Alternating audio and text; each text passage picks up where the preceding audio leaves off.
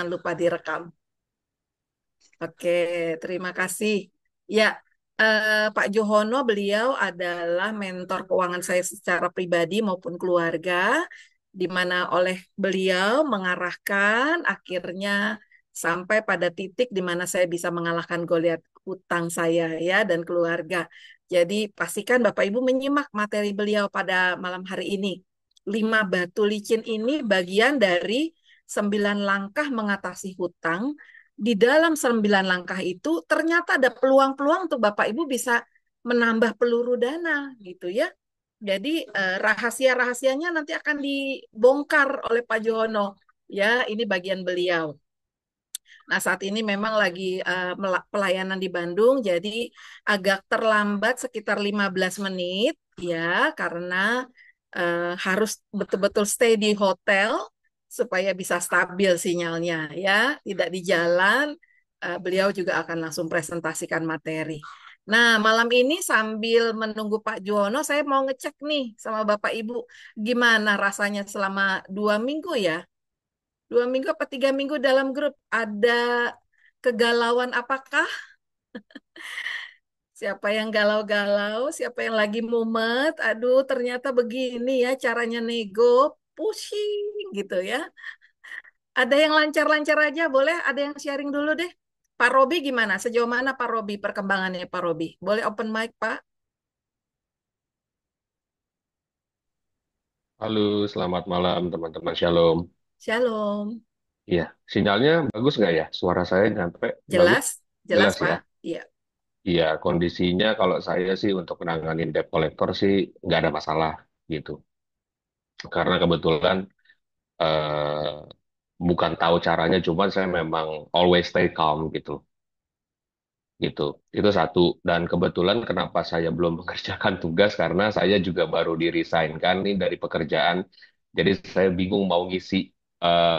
Jadi saya belum ada pekerjaan. Jadi bingung saya mau ngisi tugasnya itu income saya pun nggak jelas gitu loh, belum tahu. Mm-mm. Jadi apa yang harus saya lakukan. Jadi mohon maaf Oke. kalau ini jadi saya belum Iya. belum bisa ngerjain Kapan tugas. Pak? Resignnya kapan? Diberhentikan kapan? Baru sekitar 3 minggu lalu, 2-3 minggu lalu lah, kurang lebih. Oh, oke. Tetapi ada ini kan, ada uang pengganti ya. So far lagi morat-marit saya juga. Soalnya kan kemarin itu kan sebenarnya saya tuh kerjaan saya nge-Grab. Hmm. Jadi Grab Grab mobil ya. Cuman pada saat saya lagi istirahat di jalan di pinggir jalan itu puji Tuhannya ditabrak truk gitu. Jadinya mobilnya ringsek. Sayanya nggak kenapa-napa sih. Cuman ya udah. Jadi dari pihak vendor itu untuk sementara waktu dirisainkan dulu gitu loh supaya Hmm. rental fee ini kita nggak jalan terus.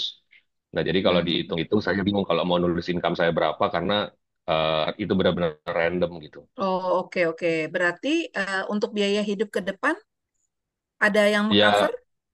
nggak ada. Saya hidup sendiri aja. Ini aja saya numpang di tempat orang. Kebetulan tempatnya kosong. Oh, Bapak sendiri. Betul. Jadi Oh, saya oke. benar-benar ya is quietly struggling gitu loh. Hmm, hmm, Jadi hmm, hmm. yang cuman ngikutin sekarang ini cuman bisa ngikutin aja. Jadi belum bisa bergerak banyak. Karena so far juga ini masih dapat dari teman-teman ada yang ngebantu sedikit-sedikit gitu loh. Iya, iya. Itu aja Jangan. sih. Mm-mm. Oke, terima kasih keterbukaannya Pak Robi. Kita Iya, kasih iya. semangat dulu yo buat Pak Robi ya. Ini Terima kasih sesuatu yang teman-teman. tak terduga ya, tetapi Iya. pastinya Tuhan kita nggak tertidur kok Pak Robi ya. Amin, amin. Terima kasih. Masalah bukan masalah bagi Tuhan, bagi Dia bukan masalah masalah kita ya, tapi yang seringkali jadi masalah adalah respon hati kita. Nah, kalau Pak Robi it's okay, bisa calm down gitu ya, tenang, itu bagus Pak. Sambil kita lakukan apa yang bisa kita lakukan ya, skill apa selain kalau Grab itu nggak bisa, mungkin jadi sopir pribadi, jasa, nganter-nganter gitu ya. Paling tidak ada pemasukan sedikit pun disyukuri ya. Kita terus bantu doa ya buat Pak Robi. Oke, saya Terima coba kasih. sama-sama Pak. Oke, ya diingatkan nih sama Kak Gebi nih. Mohon menggunakan nama saat mendaftar. supaya bisa diabsen. Nanti kalau nggak sesuai pendaftaran, dianggap tidak hadir loh, padahal Bapak Ibu hadir, tapi pakai nama orang lain atau nama anak mungkin kalau HP-nya punya anak.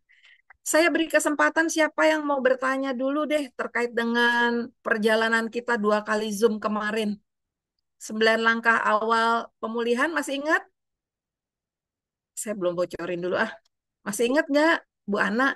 Bu Ana masih ingat nggak 9 langkah kita?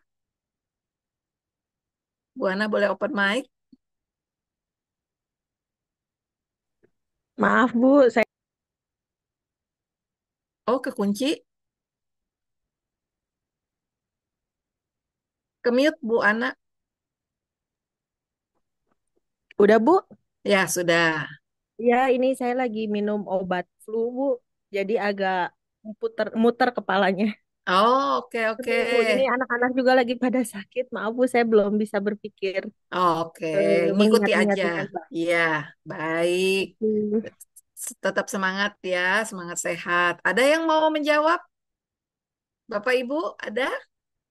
Ya, saya coba tampilkan ya 9 langkah kita. Nanti pertanyaannya boleh mengacu dari 9 langkah ini. Sejauh ini di kesulitan Bapak Ibu, adakah di antara langkah-langkah ini? Waktu eh, berapa waktu lalu ya, saya dapat informasi tentang surat nego. Ya, tentang surat nego itu eh, kalau sudah dilakukan sampai ke langkah kelima itu bagus Bapak Ibu. Ya, ikuti aja deh daripada ngikuti omongan di luar sana. Udah biarin aja, galbay aja sekalian gitu. Nggak usah ngajuin apa-apa gitu ya. Nah, mungkin bagi orang itu dengan bank atau kreditur itu tidak masalah, tapi bisa menjadi masalah buat Bapak Ibu. Nggak bisa disamakan Bapak Ibu ya. Dan saran saya sebenarnya lakukan aja sekalipun Bapak Ibu bulan kemarin masih lancar ya. Kenapa sekarang apa namanya mengajukan keringanan? Jawabannya kan pasti ditolak. Iya, skenarionya begitu. Awalnya ditolak pasti. Tetapi nggak apa-apa waktu ditolak, tidak ada apa program ya, tidak ada keringanan saat ini. Bapak Ibu saya thank you aja. Ingat ya, ini prosesnya lewat email. Usahakan lewat email ya, jangan chat. Karena kalau chat, debt collector terkadang tidak bertanggung jawab atau tidak selamanya dia kerja di situ, di perusahaan itu. Ya, diganti lagi dengan orang lain. Kita bicara lagi dari awal. Tapi kalau dalam email kan pasti sudah terdokumentasi ya. Jadi usahakan semua persyaratannya lewat email. Nanti debt collector tinggal dapat screenshotnya aja. Kalau udah ditolak, nggak ada keringanan, misalnya jawaban kita apa? Ada yang bisa memberi contoh? Kalau misalnya dijawab nggak ada program Bu, Ibu bayar aja sesuai dengan cicilan yang diatur gitu. Sementara kan cicilannya besar menurut kita ya. Nah, jawabannya gimana nih? Ada yang punya pengalaman kemarin? Kalau dijawab seperti itu, Bapak Ibu nomor satu bilang terima kasih. Terima kasih sudah meresponi surat permohonan saya. Gitu ya. Lalu, tetapi karena kondisi saya dan keluarga memang sedang kesulitan keuangan. Misalnya seperti kasus Pak Robi, sudah tidak bisa bekerja lagi karena ada kondisi kecelakaan dan sebagainya. Kalau perlu dilampirkan foto misalnya ya, sehingga saya tidak bisa mendapatkan income saat ini. Jadi saya belum bisa bayar dan saya tetap menunggu keringanan, gitu ya. Jadi gitu aja jawabnya. Jangan panik gitu. Apalagi kalau debt collector, Bu, gimana sih nggak dijawab, nggak dibayar, gitu ya. Pokoknya intinya lakukan negosiasi. Sementara negosiasi belum deal, belum ada kata sepakat, Bapak Ibu stop bayar dulu gitu ya, kecuali yang pinjaman beragunan. Ingat ya, nomor 6 ini berlaku untuk pinjaman yang tidak beragunan. Yang beragunan jangan stop bayar, tapi proaktif ke banknya, ke krediturnya, minta kecilin bunga dan seterusnya ya. Oke. Ada yang mau bertanya nggak? Bu Marla gimana? Bu Marla sejauh ini perjalanannya gimana Bu Marla? Eh, untuk sementara ini saya kan bukan pinjaman ke bank atau yang beragunan atau KTA. Karena saya ini pinjamannya ke sekolah. Jadi untuk saat ini yang bermasalah itu pertama, untuk saat ini usaha suami saya lagi menurun. Dan kemudian jadi patokannya juga saya juga harus membantu suami saya. Jadi operasionalnya lumayan. Karena biaya hidup kami di rumah itu 6 orang. 6, 3 orang dan 3 anjing. Sudah besar-besar tuh sudah dianggap keluarga. Jadi saya patokannya tuh 6 orang. Kemudian pinjaman saya tuh SPP dan ijazah. Ijazah itu sudah 5 tahun, itu belum keluar. Dan SPP ini tahun ini anak saya di DO, diancam DO karena belum bisa menyelesaikan. Dan itu sudah saya ajukan ke sekolah dan datang sendiri jauh-jauh. Dan karena waktu itu ceritanya begini ya Bu Kristina, mohon maaf kalau agak panjang sedikit, sedikit aja ya. Saya sudah ngajukan ke kepala sekolah, waktu itu saya dapat berkat, saya ngajukan, malah saya dimarah-marahi habis-habisan sama kepala sekolah. Dan kemudian saya juga ngajukan ke yayasan yang untuk SPP, saya juga karena yayasannya itu sudah ganti dan itu nggak bisa eh, maksudnya nggak bisa ditoleransi lagi karena itu sudah finalnya karena kalau nggak bayar ini anak saya langsung di DO seperti itu karena dia nggak bisa melanjutkan lagi eh, untuk buat skripsinya seperti itu. Jadi yang jadi masalah saya juga lagi maunya sih punya penghasilan tambahan cuma belum ada belum ada Hmm, jalan. oke, oke. Ya, Eh, jadi terima anak ibu kasih. bukan usia SMA ya, tapi kuliah ya. Kuliah dan waktu itu yang ijazah yang belum tertebus itu SMA. Jadi ketika anak saya mau melanjutkan kuliah ini ijazahnya belum ditebus dan yang dari Hmm. pihak keluarga sana dari Surabaya itu sudah dibiarkan. Dia nggak mau lepas tangan, nggak mau bertanggung jawab. Jadi dibiarkan aja begitu aja. Saya Maksud sudah maksudnya waktu itu keluarga, sorry, keluarga Surabaya yang tidak mau bertanggung jawab, maksudnya apa nih? bapaknya karena saya divorce. Oh, oh, oke. Karena saya divorce, iya. Iya, iya, iya. Divorce Oke. saya sudah menikah lagi, jadi bapaknya sudah lepas tangan, katanya mau melanjutkan kuliah. Tapi saya pikir kuliahnya itu dibiayai. Ternyata Mm-mm. lepas tangan juga. Tapi selama ini, waktu tahun-tahun yang lampau itu sudah saya cicil. Tapi Oke. udah habis-habis Iya, gitu. iya. Itu Kalau aja. SMA, kalau usia SMA, SMP, SD itu tidak ada kata DO untuk yang gagal bayar uang Iya, sekolah ya. iya, Itu iya, tidak boleh, itu iya, melanggar ketentuan pendidikan. Jadi iya. saya pikir SMA, saya udah gatel pengen ngomong nih. Iya, Tapi kalau SMA kuliah, aja iya, saya. kalau kuliah memang eh, kalau anak ibu nggak bisa ngelanjutin dan ibu belum ada biayanya, ajukan aja cuti akademik, Bu. Ajukan cuti akademik, tidak putus. Cuti akademik Sudah. itu udah ya. Sudah, Uh, sudah. Tapi uh. harus ujung-ujungnya harus bayar. Oh Jadi iya. iya, nah itu Mm-mm. sama sekali kita tuh lagi nol untuk bayar. Karena saya itu lagi fokus pada membayar kontrakan rumah yang di sini Ibu di sudah Bandung. mengajukan keringanan untuk uang kuliah. Sudah, sudah. Sudah disetujui. Belum dari yayasan menolak. Hmm. Kondisi anak kuliah baik-baik saja kah? Memang diharapkan anak kita itu bisa kinerjanya sebagai mahasiswa juga aktif ya, berprestasi dan cari beasiswa, Bu. Cari beasiswa di Sudah, tempat ini lain kan itu. tinggal skripsi. Oh, oke. Iya, tinggal skripsi. Ya, Nah, ya. mau skripsi nggak bisa, ijazah SMA nggak ada. Jadi Hmm. mau melanjutkan kerja itu bingung karena nggak ada ijazah SMA. Mau ngapa-ngapain itu juga bingung. Jadi apa? Jadi akhirnya kerjanya asal comot karena nggak ada ijazah semua. Hmm. Iya, seperti itu. ya, Iya, kalau memang kondisinya begitu, sekarang mesti saran saya ya, nanti ini butuh konsultasi pribadi ya, karena iya, ruang Zoom ini tidak cukup untuk konsultasi iya, perorangan. iya, Jadi, iya. saran saya, Makasih. Ibu diskusikan dengan anak langkah terbaiknya apa.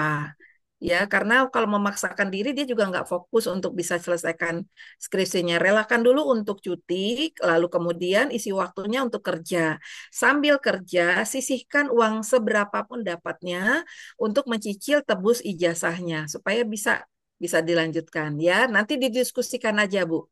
Iya. Karena kalau biarin begini, nggak ada yang mau bertanggung jawab, nunggu bapaknya juga nggak bertanggung jawab, sementara hidup jalan terus gitu ya, waktu Sudah, berjalan terus ya. iya, Dan sudah saya diskusikan. oke, iya Cuma kalau gajinya nggak cukup, Bu. iya Terus terang berarti karena kerjanya ngawur, jadi karena nggak punya ijazah macem-macem, seperti mm-mm. itu. Tuhan bisa mencukupkan kok, Bu. Iya, Tenang aja iya, ya. amin, amin, amin, Jadi amin, perkatakan yang baik supaya terjadi amin, yang amin, baik. amin, amin. Eh, Sebenarnya kalau skill kita bagus, sebenarnya mereka nggak peduli dengan ijazah kok. Salah satu murid mentoring kami, dia cuma bisa bawa ijazah SMP. Hmm. SMA itu belum selesai dan dia juga anaknya nggak fokus di SMA. Lalu kemudian karena dia skillnya bagus di bahasa Inggris, dia sekarang kerja gajinya itu 6 juta, Bu. Hmm. Hanya pegang ijazah SMP saja. Dia gaji 6 juta, belum lagi dapat bonus pemberian kalah karena dia jadi personal itu yang untuk gym ya dan memperkenalkan alat-alat olahraga dan sebagainya. Karena fasih jadi dia apa namanya disayang sama customernya. Jadi skill kita juga mempengaruhi, Bu. Jadi berdoa, minta hikmat Tuhan, anak juga diajak untuk belajar mengandalkan Tuhan. Kalau mengandalkan kekuatan sendiri, mungkin akan kesulitan ya. Iya, Semangat ya, amin, Bu amin. Marla Iya, ya. makasih, Oke, jangan makasih. pasrah dengan keadaan. Iya, Ya, lakukan yang iya, terbaik. Ya, iya, anak ibu juga pasti bisa. Udah iya, dewasa kok. Dikasih tanggung iya, jawab, Bu ya. iya, Oke. Ya, makasih. adakah ada pertanyaan lagi Alhamdulillah. yang lain nih Pak Johono belum join ya? Iya, Bu, Iya, saya Pak Amos. yang nanya itu, Bu. Nah, itu kan kemarin kan kata Ibu cicilan yang 100.000 nggak apa-apa gitu ditulis itu ya. Eh, ap- Tadi kan Ibu tapi kan bilang kalau KTA sebaiknya ya udah diberhentiin total aja gitu ya, Bu ya.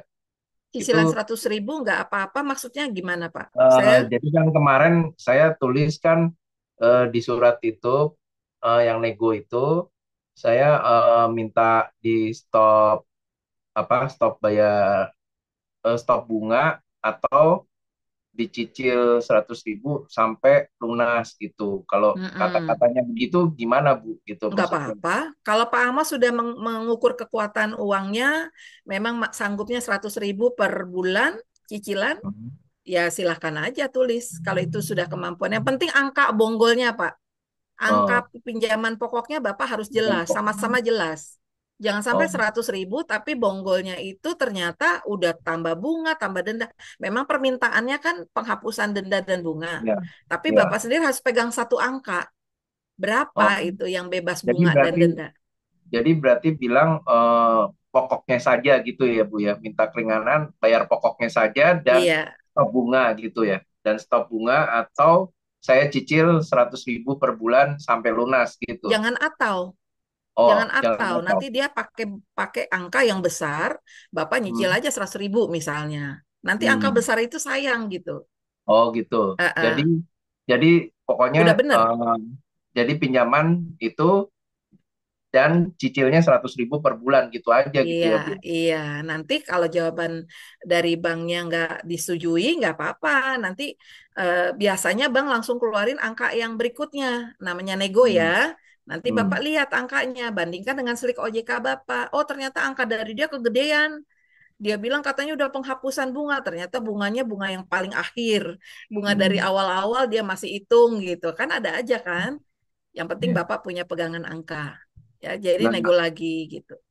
satu hal lagi Bu, saya Mm-mm. kan kemarin udah itu slik OJK-nya, saya udah download, saya lihat eh, KTA itu belum masuk di slik slik itu. Berarti Belum gimana tuh Bu? laporan.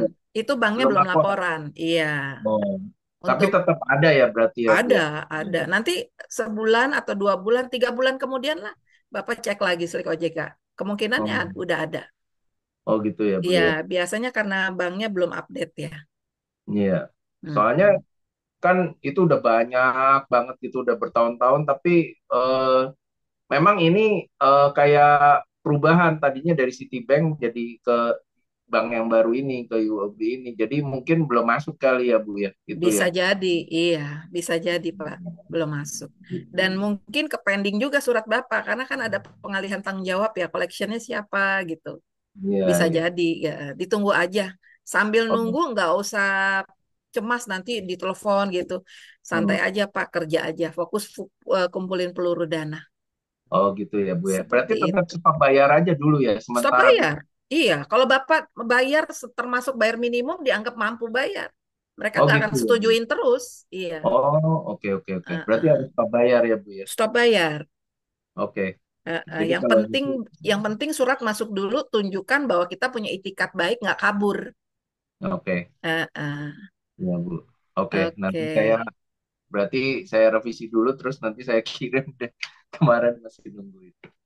Oke Iya. Bu. Makasih Bu. Sama-sama Pak Amo, semangat. Ada lagi kah?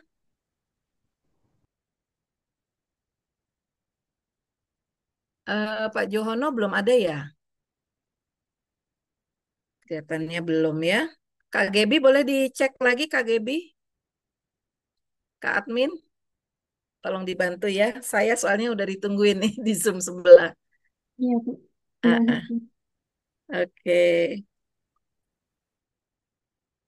Adakah lagi pertanyaan? Tidak ada. Nah, sekarang tentang tugas yang kemarin. Siapa yang udah mulai ngerjain? Dikerjakan. Rumah Kristus. Sudah belum? Kak Stefani, Bu Stefani, gimana? Belum, Bu. Oh, belum. Ya, jadi angkanya angka real yang memang Bapak Ibu pakai ya, tapi memang harus disesuaikan sekarang, di-adjust. Sesuaikan dengan yang seharusnya yang diajarkan. Utang jangan masuk situ kalau belum nego, kecuali utang agunan gitu ya. Lalu kemudian pemasukannya berapa, pengeluarannya jangan sampai pas-pas abisin pemasukannya. Ya, saya mau kasih lihat contoh deh. Ini biar kita sambil belajar ya. Saya udah bilang panitianya. Sebentar ya.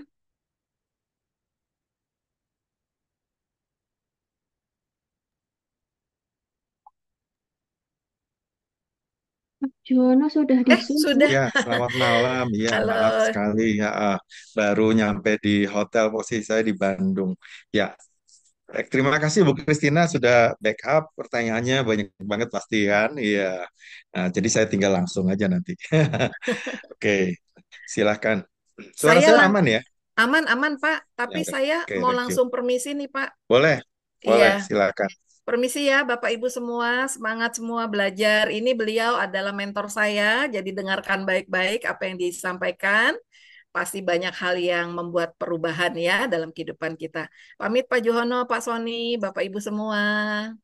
Terima kasih Bu Kristina. Terima Sama-sama. kasih Pak Jono. Nah, Ya, terima kasih Bu Kristina. Selamat malam Bapak Ibu semuanya ya. Salam nih dari Bandung. Saya juga tadi Malam, Pak. ketinggalan laptop jadi saya materi saya udah share di apa hotline-nya Soar ya. Boleh nggak dibantu share screen dari hotline-nya Soar? Karena saya pakai laptop pinjaman ini.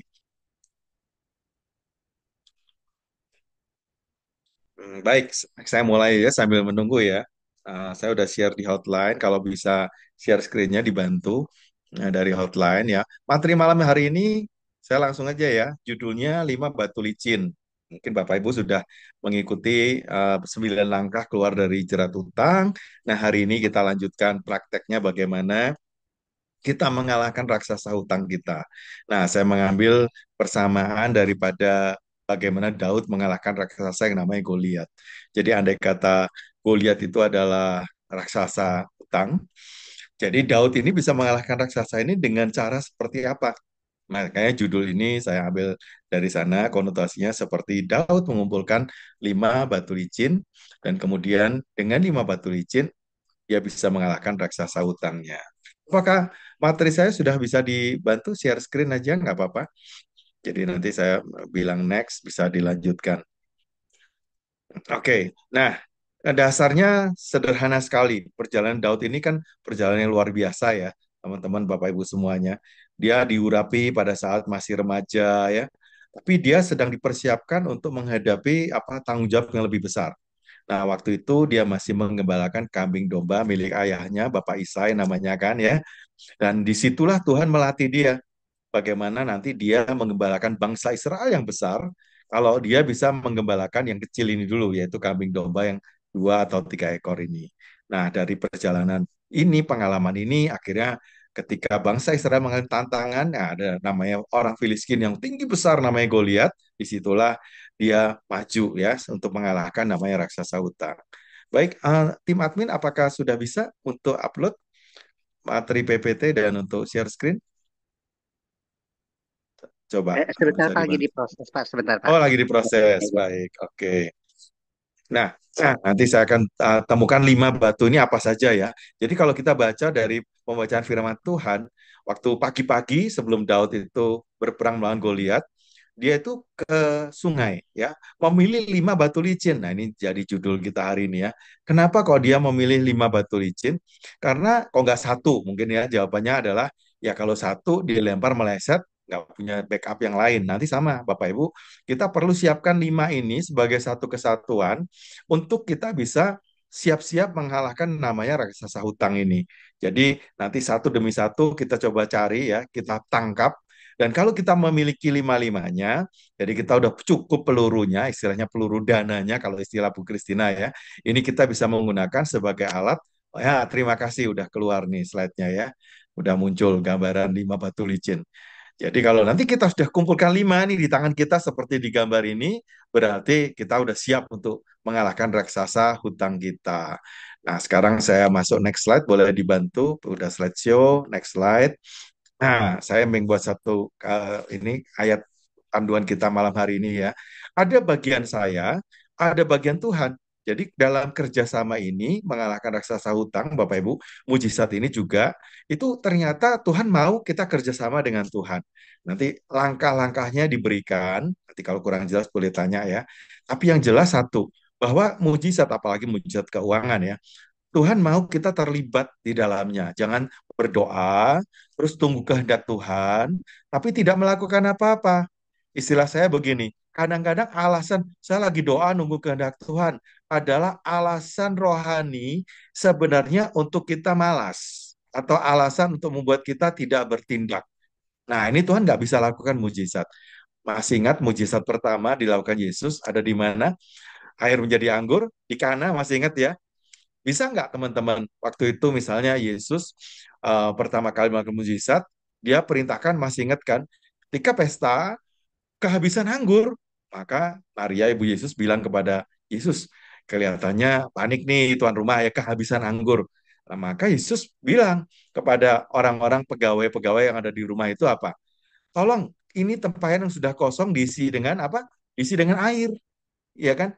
Coba Bapak Ibu pikirkan, andai kata Yesus tidak menyuruh mengisi air, kira-kira bisa nggak sih gentong-gentong atau tempayan tadi sudah penuh otomatis, mungkin cukup tumpang tangan atau mungkin dengan perkataan mujizat ya, kalau kita berharap kan begitu ya, selesai utang saya ya, sama setelah tiba-tiba penuhlah anggur, saya percaya yakin bisa.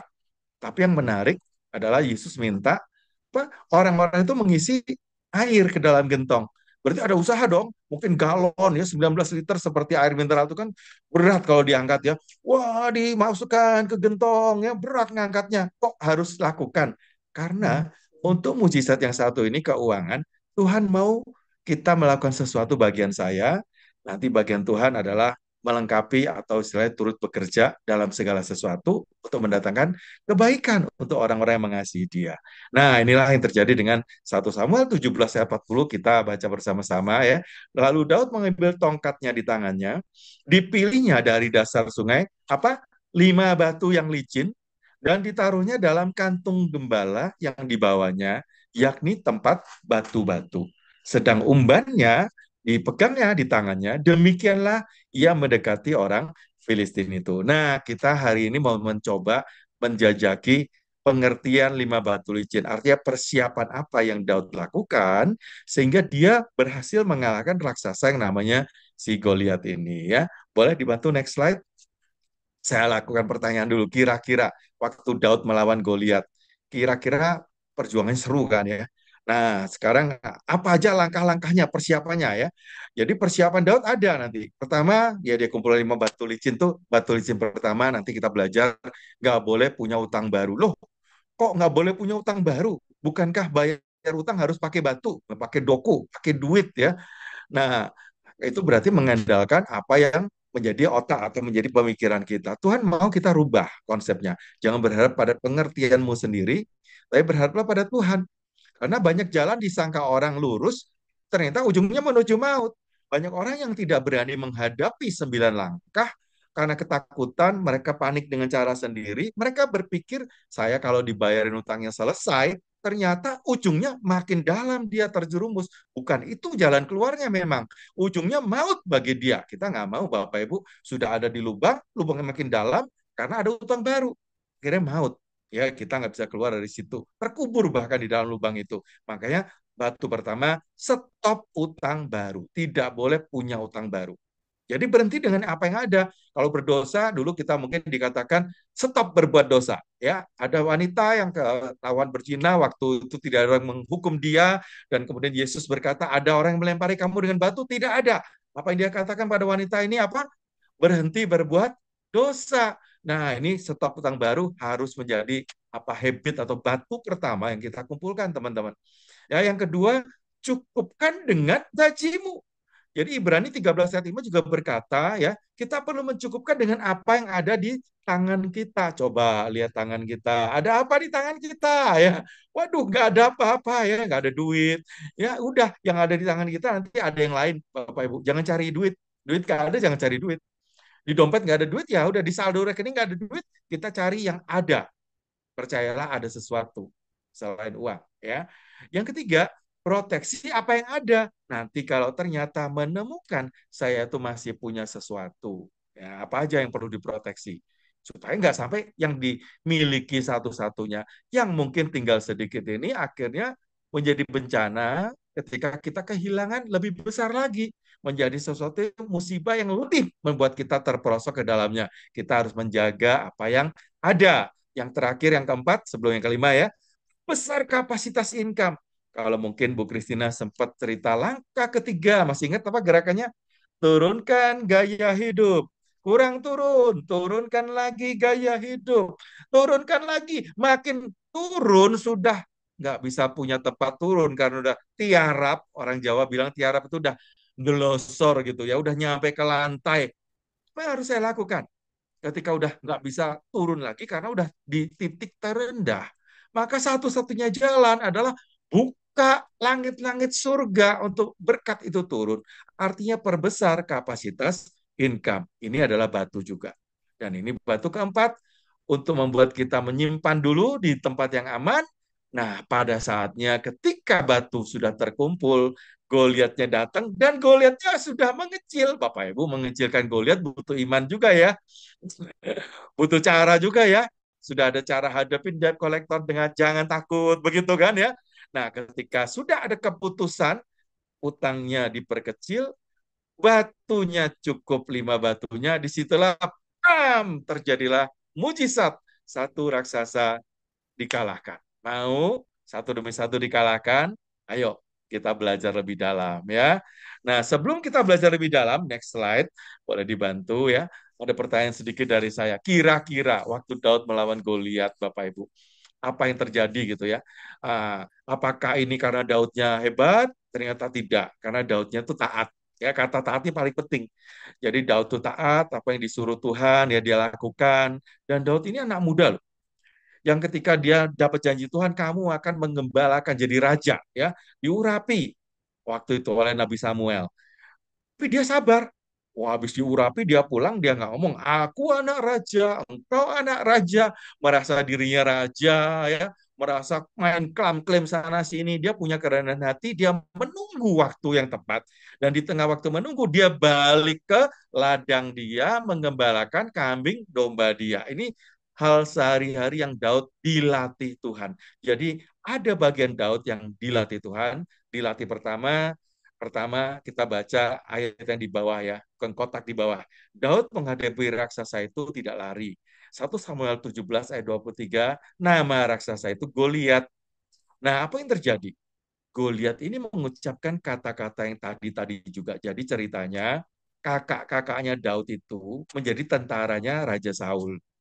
Memang waktu Samuel mengurapi Daud, Samuel sempat juga silap mata. Karena apa? Pandangan manusia, menurut mata secara lahiriah, koko, kakak-kakak, abang-abangnya Daud itu, wah, tinggi, besar, layak menjadi raja yang akan datang. Karena Saul itu juga tinggi besar. Jadi menurut ukuran manusia, kalau saya mau menang, saya harus punya persiapan badan yang besar, saya harus punya persiapan apa, mungkin hal-hal yang lahiriah yang kelihatan, tapi Daud ternyata tidak demikian. Apa yang dia lakukan? Kokonya jadi tentara, kokonya juga nggak berani kok melawan si raksasa Goliat. Bahkan rajanya yang tinggi besar namanya Saul nggak berani juga. Nah, yang terjadi kokonya pulang pasti tiap hari apa ya, curhat curcol begitu ya, curhat kepada keluarga. Aduh, Pak, ya Papa Isai, beratnya jadi tentara ya. Kita ditantang, ayo siapa yang berani sama Raja Saul? Nanti naikin pangkat, nanti dijadikan mantu. Hadiahnya jadi mantunya raja. Hadiahnya sih oke. Tapi ngelawan raksasa yang tingginya aja udah sekian kali gedenya kita. Nggak mungkin saya menang ya.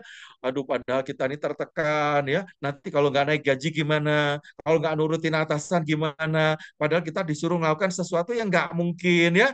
Jadi kata-kata Goliat yang menghina bangsa Israel, yang mengejek bangsa Israel, itu menekan. Bukankah ini sama dengan kalau Bapak Ibu tertekan karena apa? Debt collector yang berkata, ih, bayar utangmu, berani utang, tidak bertanggung jawab, di mana inimu, ini tua, pokoknya segala cara perkataan buruk kita terima.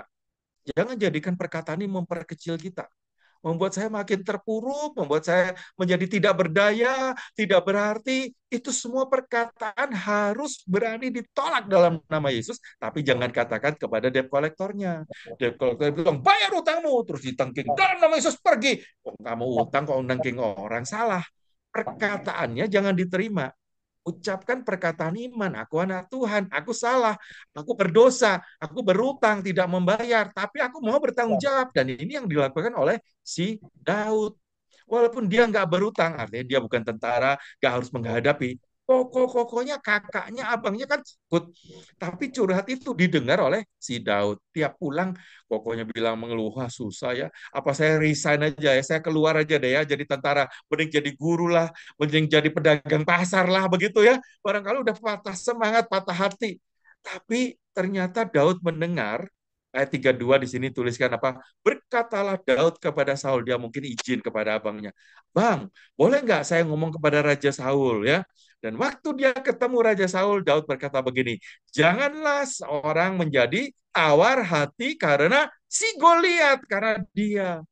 Bapak Ibu, syarat untuk menang, menduduki tanah perjanjian Kanaan, ingat, syarat pertama yang diberikan oleh Yosua adalah jangan tawar hati.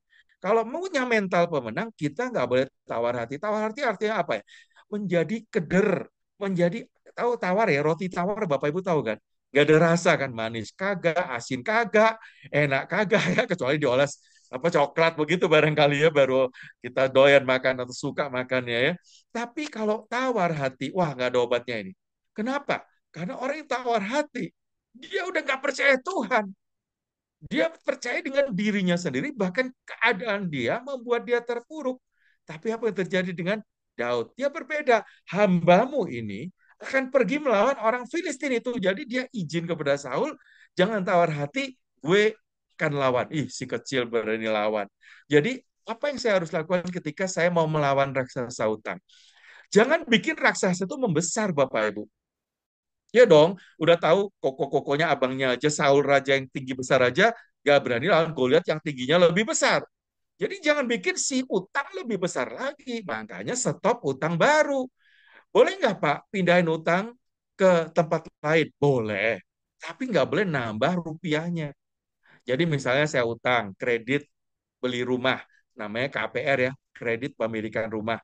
Biasanya bank itu memberikan promosi. Oh, bulan-bulan tahun-tahun pertama, 3 tahun pertama bunganya kecil, 4%, 5%. Begitu tahun keempat promosi berakhir, bunganya 12%. Biasanya saya ngangsur 1 juta, bisa jadi 2 juta itu. Jadi yang boleh dilakukan, pindahkan ke bunga yang lebih rendah dengan jumlah utang yang sama. Atau namanya direstruktur, diperpanjang boleh. Saya biasanya mengangsur 1 juta, sekarang sisa angsuran 3 tahun. Ya udah, karena bunganya menaik menjadi 2 juta, angsuran 3 tahun saya perpanjang jadi 6 tahun. Nah, nanti akan balik ke 1 juta angsurannya. Nah, di situ saya mampu. Balik lagi ke ukuran kemampuan menurut hukum 1, 2, 3, 4 ya. Ada 30% kemampuan saya mampu menanggung utang. Jadi kalau udah lebih dari itu, udah pasti saya nggak mampu. Jadi kesimpulan stop hutang baru apa? Pertama, jangan tawar hati, dan juga jangan beri kesempatan si raksasa itu membesar. Makin sulit untuk dikalahkan. Boleh nggak caranya supaya saya sanggup menanggung utang ini? Caranya dipindahkan ke bunga lebih rendah? Boleh. Tapi tidak menambah jumlah utang baru. Boleh nggak pindah ke jangka waktu lebih panjang? Boleh. Tapi tidak menambah jumlah utang baru. Yang tidak boleh adalah utangnya bertambah. Itu namanya galop gulop marga baru. Oh, kalau orang Tapanuli marganya banyak ya. Ada Simatupang katanya dipanjangin ya. Ah, ini kalau tulok ini kalau dipanjangin tuh gali lubang, tutup lubang. Begitu nggak boleh. Ya jelas ya. Ini poin batu pertama yang harus dipegang oleh Bapak Ibu, teman-teman semua. Batu pertama kumpulin. Harus berani ambil keputusan. Saya apapun terjadi, cukupkan dengan yang ada padamu. Ya, jangan menambah utang baru. Setuju? Kalau setuju kita boleh masuk ke next slide ya. Ini yang pertama, stop utang baru. Ini adalah batu licin yang pertama yang harus kita miliki. Kalau nggak punya yang ini, waduh, susah berat ya. Nanti yang kedua, ketiga, nanti malah makin gede utang kita. Yang kedua, nah cukupkan dengan yang ada pada kita. Jadi ini bicara tadi Ibrani, saya kutip ayatnya kan ya. Janganlah kita hidup melebihi dari kemampuan kita ya. Apa yang ada di tangan kita, kita harus puas. Kita harus mengatur apa yang Tuhan percayakan di tangan kita. Jelas itu. Jadi hal ini nggak bisa ditolak. Dan ayat ini diulangi pada saat apa? Pada saat Yohanes Pembaptis ditanya oleh seorang prajurit. Jadi seorang prajurit satu hari tanya kepada Yohanes Pembaptis, bertanya begini, kami apa yang harus kami perbuat? Jangan-jangan ini prajurit juga terlibat pinjol ya, Bapak Ibu ya. Coba itu mungkin ada ya, pinjaman yang mudah, mungkin nggak pakai HP, nggak pakai selfie ya, tapi rentenir. Paling mudah kan? Pinjam kepada bank, banknya tapi ilegal. Jadi abang-abang yang nagih tiap hari itu debt collector juga. Oh, prajurit juga takut dong ngadepi debt collector barangkali ya. Jadi dia panik, dia minta mentor. Yohanes Pembaptis, apa yang harus kami perbuat? Tahu nggak jawabannya Yohanes Pembaptis? Sama. Jangan merampas dan jangan memeras dan cukupkan dirimu dengan gajimu. Persis ya. Ibrani 13 ayat 5. Janganlah kamu menjadi hamba uang, cukupkan dirimu dengan apa yang ada padamu, karena Allah telah berfirman, aku sekali-kali tidak akan membiarkan engkau dan sekali-kali tidak akan meninggalkan engkau. Cukupkan dengan yang ada padamu. Kalau ini dengan gajimu kalau gajian. Kalau mungkin kita berbisnis dengan apa yang ada hasil dari bisnis kita. Nah, tentunya kalau berbisnis, Bapak Ibu, saya sarankan ambil gaji dari bisnis sendiri juga. Ini penting ya, supaya nggak kecampur. Jadi kalau yang berbisnis atau yang gajinya tidak tetap, mungkin berbentuk komisi kerja harian ya. Kalau pekerja yang dapatnya komisi mungkin sebulan dapat besar, sebulan dapatnya kecil ya, tidak menentu pekerja harian, Bapak Ibu harus bikin 2 buah rekening ya, atau kalau enggak pakai amplop, 2 amplop. Amplop yang pertama adalah rekening yang disebut rekening pemasukan. Ya, pemasukan tuh kalau dapat komisi masuknya ke sini, taruh di amplop ini atau ditransfer ke bank ini A misalnya. Kalau berbisnis ini adalah pendapatan toko saya, warung saya, masukin ke amplop atau ke kotak celengan ya, boleh ya. Atau kalau bank namanya bank A misalnya rekening A, tapi waktu saya pergunakan buat hidup, saya harus pindahkan sejumlah dana tentu ke bank B, ke amplop yang kedua, atau ke rekening kedua, atau ke celengan yang kedua. Jumlahnya berapa? Ini adalah rumah Kristus. Anggaran yang sudah kita buat berapa buat keluarga saya dalam sebulan. Contoh, saya menganggarkan sebulan habisnya 3 juta. Waktu saya berdagang dapat bulan ini 5 juta, pindahkanlah 3 juta. 3 juta habiskan buat keluarga saya. Buat makan, bayar sekolah, listrik, beli token, ya, beli bensin. Ya. Tapi yang 5 juta simpan di perputaran modal usaha. Jadi harus lakukan ada pemisahan rekening. Supaya saya bisa tahu gaji saya sebenarnya berapa. Kalau gajinya tahu berapa, kita tahu per sepuluhannya berapa. Iya kan? Kalau nggak tahu juga kita gitu. Jadi kita bisa tahu yang diambil itu persepuluhan dari gaji, bukan dari omset, Bapak Ibu. Keliru. Karena omsetnya harus dikurangin biaya-biaya besok, harus kulakan lagi, harus belanja lagi, harus ada upah mungkin pegawai ya, ada biaya transport dan seterusnya yang harus dikeluarkan dari perputaran usaha. Ini kalau ada usaha. Jadi kalau saya bisa mengatur apalagi kalau pegawai seperti prajurit ini, cukup kan dengan gajimu, ini ibarat Daud pada saat dia siap berperang, dia diberikan pakaian perang oleh Saul. Jadi namanya Daud bukan tentara, nggak punya seragam untuk berperang. Tapi Saul sebagai raja punya. Dan saya percaya seragamnya Saul itu pasti komplit dari kepala sampai ke bawah. Pasti itu tahan air, tahan besi, apa tahan senjata, tombak, panah mungkin ya. Untuk pertahanan diri kan, dia perisainya. Pokoknya itu lengkap lah. Mungkin hari ini tahan api dan seterusnya ya. Jadi waktu Daud mau berangkat berperang, disuruh tes. Tesnya apa? Ya, tesnya adalah coba pakai dulu baju saya cukup enggak. Tahunya apa yang terjadi waktu pakaian Saul itu kan tinggi besar. Daud kan masih remaja ya, mungkin kalah tinggi belum tumbuh lebih besar lagi. Waktu Daud dipakai ini tahu, ini mungkin palanya ketutupan dari leher sini. Nggak bisa nafas dia barangkali ya, karena kegedean. Akhirnya kita baca 1 Samuel 17 ayat 39 sampai 40, maka berkatalah Daud kepada Saul, aku tidak dapat berjalan dengan memakai bajunya Saul ini, sebab belum pernah aku mencobanya. Kemudian apa yang terjadi? Ia menanggalkannya, udah dicopot aja deh, nggak pakai begini-beginian. Lalu Daud mengambil apa? Kembali ke senjata semula. Tongkat di tangan, ada alih-alih tadi, ada batu-batu licin nanti yang dia akan kumpulkan. Artinya dia kembali ke apa adanya. Bapak Ibu untuk menang terhadap utang, jangan jadi orang lain. Jadilah dirimu sendiri. Ya, Pak, saya nggak punya apa-apa. Ya, di tanganmu ada ketapel, pakailah ketapel. Pakailah yang ada di tangan kita. Ada gaji cuma 5 juta, 3 juta, gunakan atur yang 3 juta dengan baik. Berarti saya sudah punya batu yang kedua. Jangan berpikir teman saya udah ganti motor, saya udah motor butut udah 10 tahun, kok nggak ganti-ganti. Itu kita memakai ukuran bajunya Saul di dalam baju saya. Pasti nggak cocok. Jangan lakukan ukuran orang lain di diri saya. Karena ukuran Anda adalah ukuran Kristus. Kita ditebus dengan darah yang mahal. Kamu tuh berharga. Jangan bikin kita rendah karena kita pakai ukurannya orang lain. Jadi waktu kita percaya bahwa Tuhan sudah memilih, berangkatlah dengan yang ada di tangan kita. Karena Tuhan sudah lengkapi kita dengan apa yang ada di tangan kita. Setuju ya teman-teman? Ini batu yang kedua. Jadi batu pertama masih ingat saya ulangin lagi tadi apa? Batu pertama adalah jangan tawar hati ya. Jadi kalau tawar hati itu namanya merendahkan diri juga, bukan merendahkan hati ya. Merendahkan diri, saya merasa nggak mampu, dan akhirnya kita nggak punya pengharapan. Jadi caranya gimana? Pengharapannya jangan memperbesar utang buat bayar utang. No, galop tulop. Jadi jangan utang baru. Jangan perbesar raksasa kita. Yang kedua, kalau punya gaji dan uang yang sedikit, atur yang sedikit tadi. Jangan mengharapkan tambahan karena utang baru, atau bahkan karena saya nggak ngatur dengan baik, Akhirnya saya berkekurangan, saya harus mengambil utang baru. Atur yang ada, dan kalau saya tidak punya pekerjaan atau income yang tetap, pendapatan yang nggak tetap, aturnya pakai dua amplop, dua rekening, ya, dua buku celengan atau dua celengan ayam, apapun, kaleng, celengan, boleh. Yang sederhana kalau nggak mau buka rekening ya, seperti itu.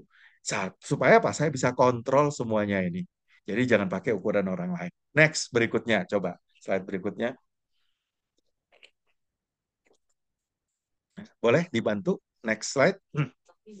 Nah, yang ketiga adalah proteksi apa yang ada. Ini batu yang ketiga, teman-teman, ya. Proteksi apa yang ada? Tadi di tangan Daud ada apa? Ada tongkat. Ini tongkat jangan sembarangan naruh. Proteksi itu melindungi. Jangan sampai gue cari tongkatnya di mana ya. Udah punya tongkat satu, tongkatnya nggak ada. Dan jangan-jangan tongkat ini adalah tongkat mujizat ya. Kalau tongkat itu tongkat Musa, tongkat mujizat, tongkat yang diminta oleh apa? Pokoknya banyak ya kesaksian di Alkitab kan banyak hamba-hamba Tuhan, nabi-nabi Tuhan yang pakai tongkat bisa membelah laut merah dan seterusnya.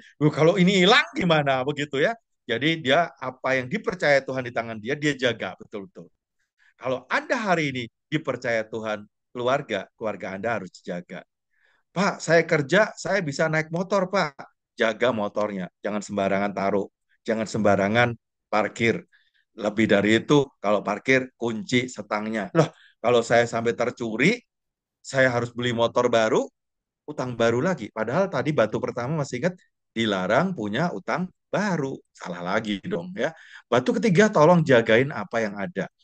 Nah, menjaga ini tentunya kalau motor kan tadi setangnya, kunci, parkirnya jangan sembarangan ya. Tapi pernah loh, satu pabrik ya ketika semua pegawai sudah bekerja, ada satu motor konslet.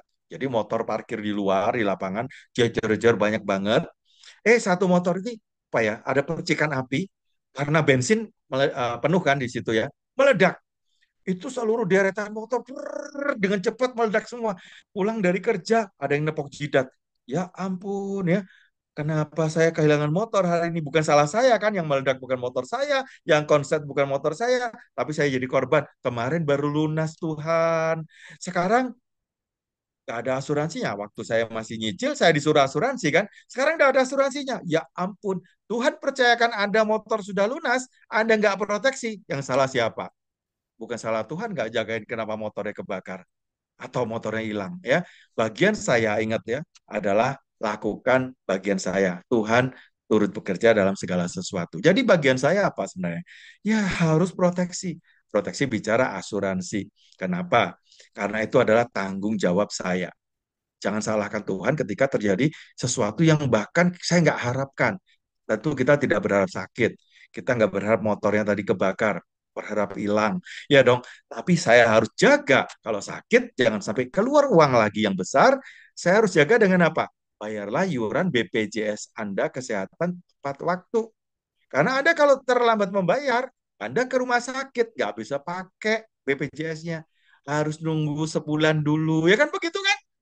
Nah, saya harus keluarin nombok dari gaji saya. Habislah yang sudah ditabung, batu pertama sudah ngumpul, batu kedua. Gara-gara batu ketiga nggak punya, hilanglah tiga batu. Waduh, udah nabung 300.000, harus bayar sakit sendiri ya. Jadi, bicara proteksi yang ada, apa yang harus saya proteksi? Ya, jadi kalau Tuhan hari ini izinkan Anda punya utang, tanggung jawablah. Karena utang itu sifatnya waris. Bu Kristina suatu hari waktu pertama kali saya mentor juga dia nanya saya kan, Pak, apakah kalau saya bunuh diri, apakah bundir ya, singkatan anak muda sekarang, itu utang saya lunas? Ya enggak lah Bu, saya bilang begitu ya. Karena sifatnya utang itu waris. Akan ditagih ke suami, ke anak-anak. Lah, kok debt collector nggak bilang? Rupanya itu intimidasi dari DC, debt collector. Yang berkata gini, kan minta keringanan kan, kita disuruh minta keringanan kan, langkah kelima kan. Nah, waktu langkah ketujuh, hadapi debt collector yang takut, debt collector mengucapkan kalimat yang itu saja kan, bayar utangmu. Pak, saya kan minta keringanan, Pak, kok belum turun, Pak? Nggak ada keringanan, kan begitu kira-kira ya. Dan kalimatnya begini, ini kan intimidasi yang salah. Kalau mau dapat keringanan, mati dulu. Ih, ya makanya mikir, kalau saya mati jangan-jangan lunas utang saya. Enak aja, saya bilang enggak. Ya, karena sifatnya utang laris. Jadi hadapi, jangan takut. Bahkan hadepin kalau punya utang, tanggung jawab, proteksi keluarga Anda. Jangan sampai Anda ditagih. Ingat di Alkitab ada loh janda, 2 Raja-Raja pasal 4, suaminya Nabi, hamba Tuhan, suaminya meninggal. Ya mungkin kalau suami meninggal bukan salah gaya hidup kah kalau hamba Tuhan ya.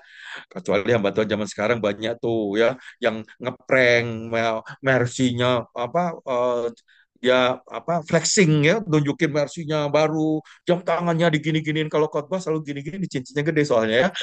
Wah, ada. Tapi nggak ada di sini, di luar negeri mungkin banyak ya. Jadi kalau ada yang begitu, yang saya nggak tahu lah ya. Tapi yang jelas hamba Tuhan zaman dulu, Nabi ini udah pasti hidupnya sederhana, dia cinta Tuhan, ya kan. Tapi nggak jaminan ya, dia bisa sakit barangkali meninggal. Dan lebih gawatnya meninggal meninggalkan utang. Nah utangnya karena mungkin berobat ya, musibah karena dia nggak ada proteksi. Mungkin bayar tabib, bayar singsay nggak bisa, obatnya belum bayar utang. Nah debt collector datang, anaknya mau diambil jadi budak. Waduh, panik juga kan. Untungnya mereka ketemu dengan Nabi Elisa. Itu kisahnya. Jadi kalau punya utang, berarti ada tanggung jawab. Jangan tinggalkan tanggung jawab. Jangan wariskan utang. Caranya nanti perlu proteksi dengan asuransi jiwa. Kalau sakit, asuransinya BPJS Kesehatan. Kalau motor, asuransinya kalau motornya hilang gitu ya, total loss. Jadi kalau saya punya sesuatu, punya kesehatan, punya motor barangkali ya, yang udah lunas, terus kemudian saya punya keluarga, Bapak Ibu harus proteksi. Rencanakan di rumah Kristus itu anggaran yang namanya premi sebagai biaya hidup untuk mengcover kalau ada kerugian lebih besar, jangan sampai saya menanggungnya. Ada biaya yang pasti, yaitu premi motor 25.000 sebulan. Tapi kalau ada kehilangan tadi motor saya terbakar, ada yang nggak pasti kan, motor belum tentu hilang dan belum tentu terbakar kan. Tapi kalau terjadi seperti itu, saya nggak perlu ganti dengan cicilan utang baru motor yang harganya 15 juta rupiah. Cukup bayar 50.000, mungkin 75.000 tergantung premi motor Anda. BPJS Anda mungkin kelas 1 150.000 cukup bayar preminya saja. Cukup jelas? Nah, aplikasinya ke Daud gimana? Tadi waktu Daud bangun pagi-pagi, dia sudah dapat izin di batu yang pertama, sudah ke Saul, izin. Tuanku Raja, aku yang ngadepin kalau yang lain gak berani. Batu yang kedua, dia sudah siap maju perang, dicoba tes bajunya Saul, kegedean dia copot, saya pakai yang ada di tangan saya. Yang ketiga, dia mau bertanggung jawab terhadap apa yang Tuhan percayakan. Daud bangun pagi-pagi sebelum dia maju perang, dia lakukan survei, dia hitung dengan pasti. Kalau raksasa ini tinggi besar, saya masih kecil, kira-kira saya mau mengalahkan dia, itu saya harus lempar batu saya sudut berapa derajat. Mungkin Bapak Ibu teman-teman pernah belajar fisika ya di sekolah ya. Jadi kalau lemparannya itu cepat sudut tertentu kekuatannya akan lebih besar dan kalau itu pas, wow, berarti harus berlatih. Daud sempat berlatih. Latihannya di mana? Waktu dia jaga kambing domba yang cuma 2-3 ekor, Alkitab mencatat. Lawannya siapa? Bukan Goliat. Lawannya beruang, singa. Kalau melawan, dilempar, singanya lari. Nah, dia udah latihan. Jadi kalau Daud ngelempar, udah jagoan dia. Sekarang dia mau survei. Apa yang dia lakukan?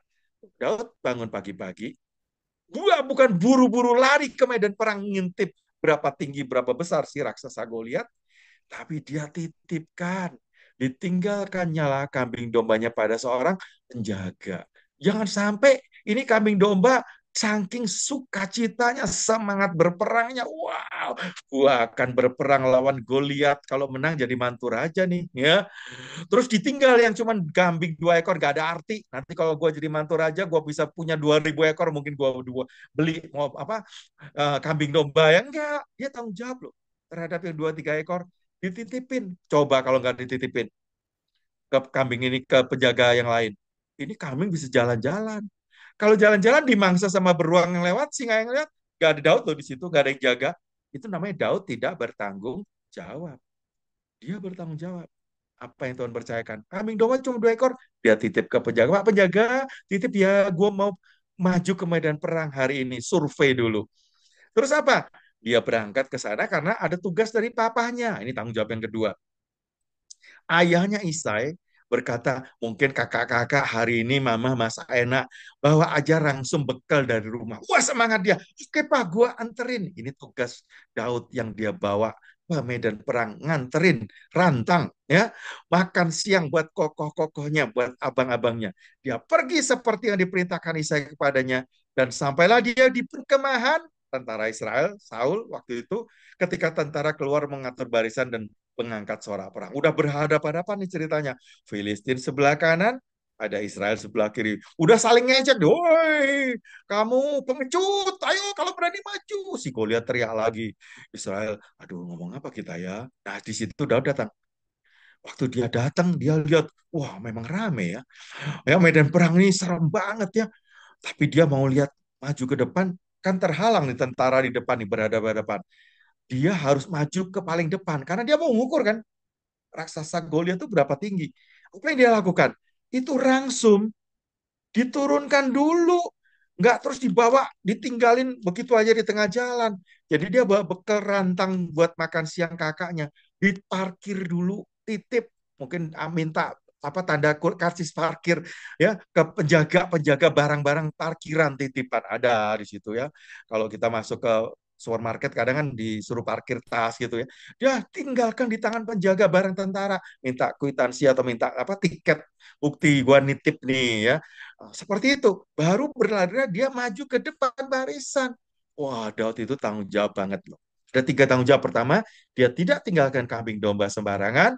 Tanggung jawab kedua, dia disuruh sama papahnya, dia nurut dan bahkan dia berangkat dengan semangat. Tanggung jawab ketiga, nyampe di sana, dia belum bisa maju, dia parkir, dia titip rantangnya. Luar biasa si Daud. Nyampe ke depan berhasil, pokoknya lihat dia dong tentunya ya. Itu masih di apa disemprot lagi sama si Kokoh. Dia bilang gini, anak kecil, namanya Daud kan paling kecil ya, adik paling kecil ya. Ngapain lu di sini? Mungkin kalau bahasa Jakarta begitu ya. Lu pikir ini perang-perangan, kayak main game. Kalau kalah bisa di restart, main dari nol lagi ya. Mati tahu kalau lu di sini salah ngomong atau salah salah keluar jalur ya, tiba-tiba ada serangan panah mendadak. Lu jangan ke sini main-main. Padahal dia pengen nganter makan siang buat kokonya. Disalah mengerti ya. Jadi Daud itu luar biasa loh. Dia juga membela diri, nggak perlu ngomong kokoh. Gua lain kali nggak gua anterin, nggak. Dia tahu visi dan misi utama dia mengalahkan raksasa Goliat dari awal.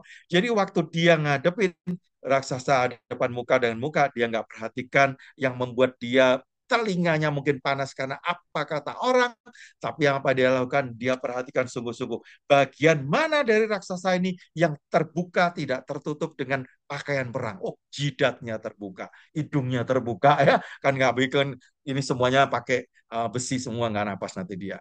Yang lain tangannya tertutup, ada perisai dan seterusnya, dadanya tertutup. Jadi dia survei berapa tinggi, berapa besar, mana yang terbuka.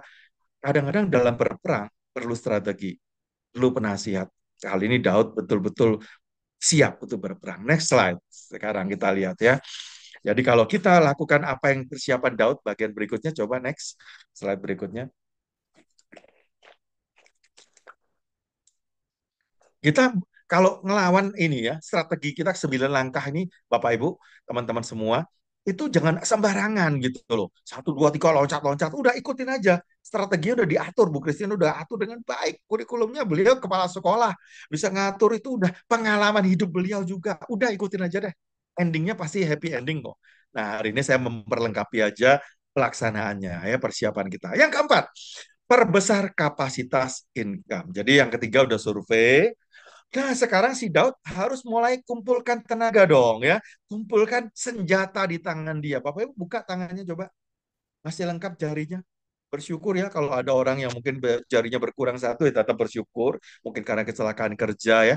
Tapi kalau 5 jari ini saya hari ini coba terjemahkan dengan bahasa apa yang Alkitab katakan. Pertama, katakan jari jempol ini bersama-sama dengan saya. Katakan Tuhan pemilik. Kenapa? Karena Tuhan itu yang jempol terus. Ya Tuhan itu yang terbesar, terbaik. Dia pemilik alam semesta, dia berkuasa, dia maha besar, dia dahsyat. Kita harus mengucapkan ini sebagai bagian pengakuan hidup kita. Dan kalau dia pemilik, kalau dia adalah bos, tunjuk saya. Pakai jari telunjuk tentunya ya. Saya jadi pengelola. Jadi Daud ini cuman hamba Tuhan yang ditunjuk oleh Tuhan untuk berperang menghadapi dan dia siap. Dia orang pilihan Tuhan. Tentunya waktu berperang, dia siapkan dengan diri semua dengan baik. Jari tengah, Bapak Ibu keluarkan bersama-sama, jangan sendirian, supaya terlihat jari tengah saya adalah jari yang paling tinggi dari yang lain. Artinya apa?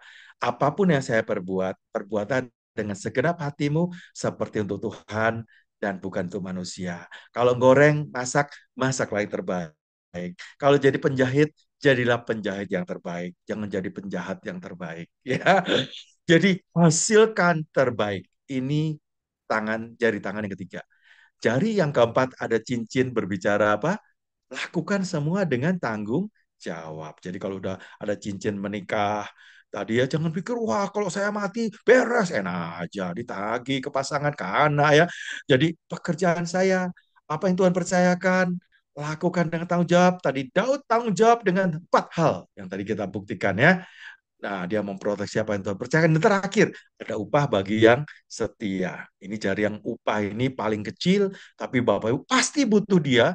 Kalau kuping, mungkin hidung gatal, nggak bisa jempol masuk, Bapak Ibu ya. Jadi upah ini nanti Daud juga dapat upahnya. Setiap kita yang setia akan dapat upahnya. Tapi ayo, 5 jari ini harus jadi prinsip waktu kita melawan si raksasa. Jangan cari yang nggak ada. Apa yang ada di tanganmu, itu pakai. 1 Samuel 17 ayat 40 dikatakan di sini. Lalu Daud mengambil tongkatnya, coba kalimat di tangannya ada berapa kali? Di tangannya. Dipilihnya dari dasar sungai 5 batu yang licin, sedang umbannya dipegangnya di tangannya. Jadi tangan kanan apa? Kita bilang kekayaan hormat di tangan kiri apa? Ya, nama baik. Jadi kalau kita Bapak Ibu punya tangan lengkap, bersyukurlah dengan tangan ini kita bisa berbuat besar-besar untuk Tuhan. Jadi kalau kita hari ini tidak memegang sesuatu pun rupiah di tangan kita, tapi saya punya tangan lengkap. Ini tangan bisa bekerja. Tangan ini bisa merangkai bunga. Tangan ini bisa membuat adonan kue. Tangan ini bisa menjahit, menyulam. Tangan ini bisa memahat. Tangan ini bisa lakukan pun. Jadikan yang terbaik. Tanpa uang. Nggak punya uang di tangan? Tanpa uang. Tanpa modal. Nah, inilah perbesar kapasitas income, batu yang keempat. Bisa nggak sih tanpa modal, tanpa utang baru? Bisa kerja, jadi makelar. Makelar apa aja? Ya, makelar serba ada, namanya palu gada. Apa lu minta, gua ada. Butuh cari mobil, gua cariin. Teman-teman gua banyak yang punya mobil, mau dijual. Pengen properti, ada tetangga saya mau jual properti. Ya, ada yang butuh asuransi, saya mau jadi agen asuransi. Ya, kalau enggak, saya kasih teman saya yang jualan asuransi, saya berikan referensi, nanti saya dapat komisi dari dia, bagian saya. Banyak, nggak pakai modal. Jadi jangan dipikir, saya mau jual gorengan nggak ada modal, beli pisang juga pakai modal, beli minyak pakai modal. Ngapain pikirin modal?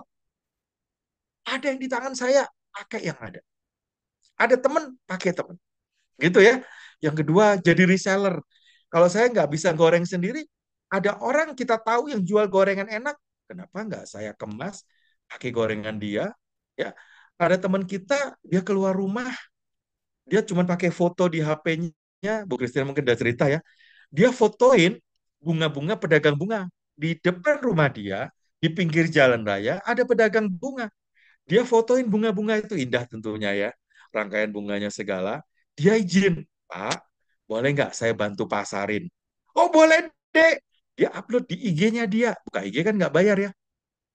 Guys, yang butuh bunga nih, koleksi saya ada banyak, boleh pesan ke saya. Nggak pakai modal. Begitu, oh ya, saya mau wisuda, saya perlu bunga. Oh, saya mau pindah rumah, saya perlu kirim teman karangan bunga. Dia tinggal bilang ke taman, pemilik taman yang mengelola taman tadi, taman bunga di depan rumah dia, di jalanan depan rumah dia. Bang, ada pesanan tuh ke situ. Ini berapa nih? 500.000. Bagi saya 100.000 ya. Bagi saya 50.000 ya. Tanpa modal. Itu namanya reseller ya. Kalau dropshipper butuh modal, saya nggak sarankan dropshipper deh ya. Atau kalau nggak ya jualan sendiri, tapi jualnya pakai online, pakai TikTok, pakai banyak cara untuk menjual ya. Terus pakai alat yang ada di rumah, jangan cari yang nggak ada. Pakai keahlian bisa menjahit mungkin ya. Teman saya bisa lakukan apa aja dengan sesuatu yang di rumah dia. Bisa. Kemarin saya jalan-jalan lihat, ternyata bisa bikin ya dari kulit dijahit-jahit lucu-lucu loh jadi gantungan kunci. Saya jalan-jalan ke Eropa, mahal $30. Ih, coba ya, itu pasti banyak yang apa lucu, nggak usah cari labu-bu ya. Ini bikinan tangan, handmade. Dan kita bisa lakukan banyak kreativitas, gunakan sosmed menjual, dan sosmed juga banyak yang gratis. Jadi cari pendapatan tambahan banyak caranya. Teman saya punya toko, tokonya udah bangkrut. Ya toko dagang apa bahan bangunan triplek, semen begitu ya, seng, aku udah waktu pandemi itu tutup. Karena apa? Karena bangkrut. Dia kirim ke proyek gak dibayar, dia nggak bisa beli juga yang baru karena yang lama dia pesan dia juga masih ngutang. Tapi saya bilang coba jangan diam, bergerak, yang penting keluar rumah. Dia nurut, dia keluar rumah, cari di lingkungan kamu, di komplek kamu orang yang lagi bangun rumah, terus tanyain dia mandornya, Bapak mandor, kalau saya temukan ada yang ingin bangun rumah, Bapak mau bangunin nggak? Oke, baik. Kalau Bapak bangunin rumahnya, nanti saya kenalin, kenalin ke Bapak. Bapak butuh semen, butuh seng, butuh triplek, beli sama saya. Saya yang toko bangunan di depan itu loh, tapi toko saya udah tutup.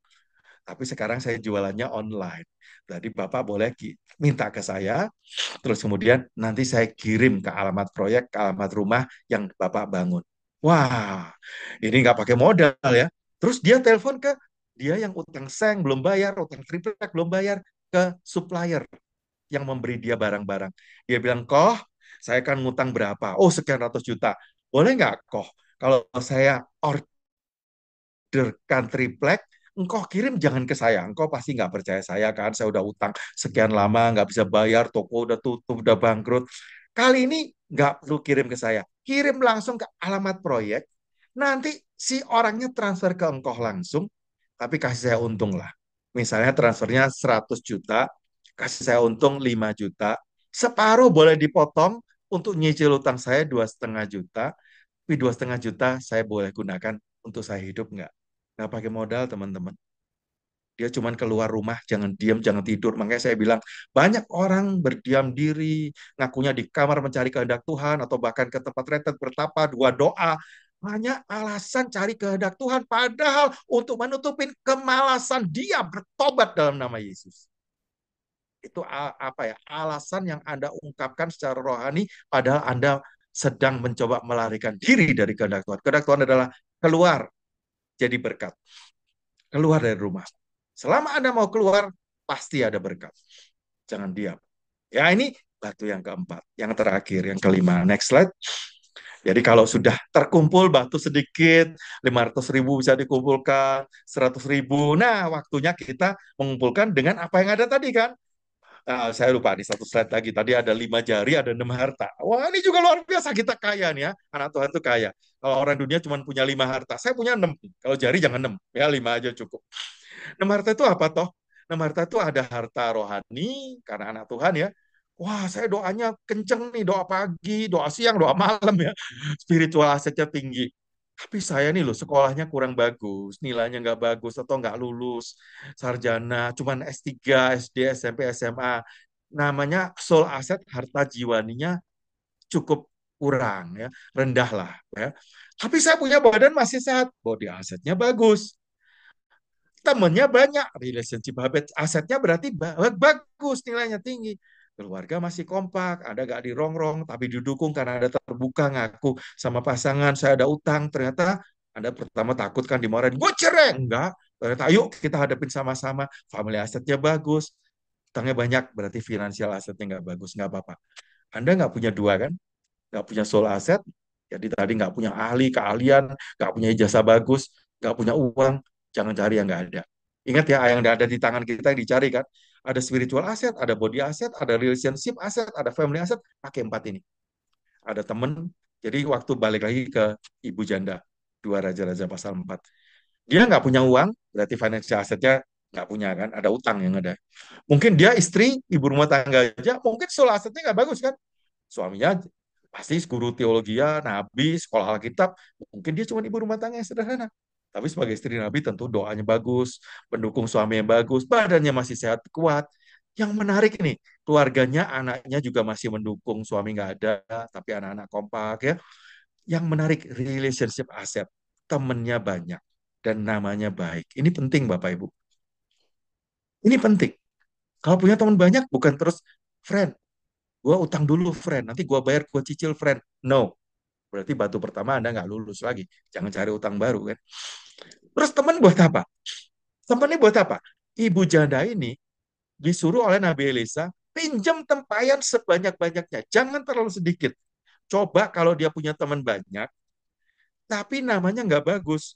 Minggu lalu dia utang duit 1.000 nggak bayar, utang buku nggak balikin, utang panci nggak pulangin. Sekarang mau utang bejana, utang ember, dikasih nggak? Utang galon. Ntar paling-paling nggak dibalikin juga. Kemarin dia belum balik, kan begitu.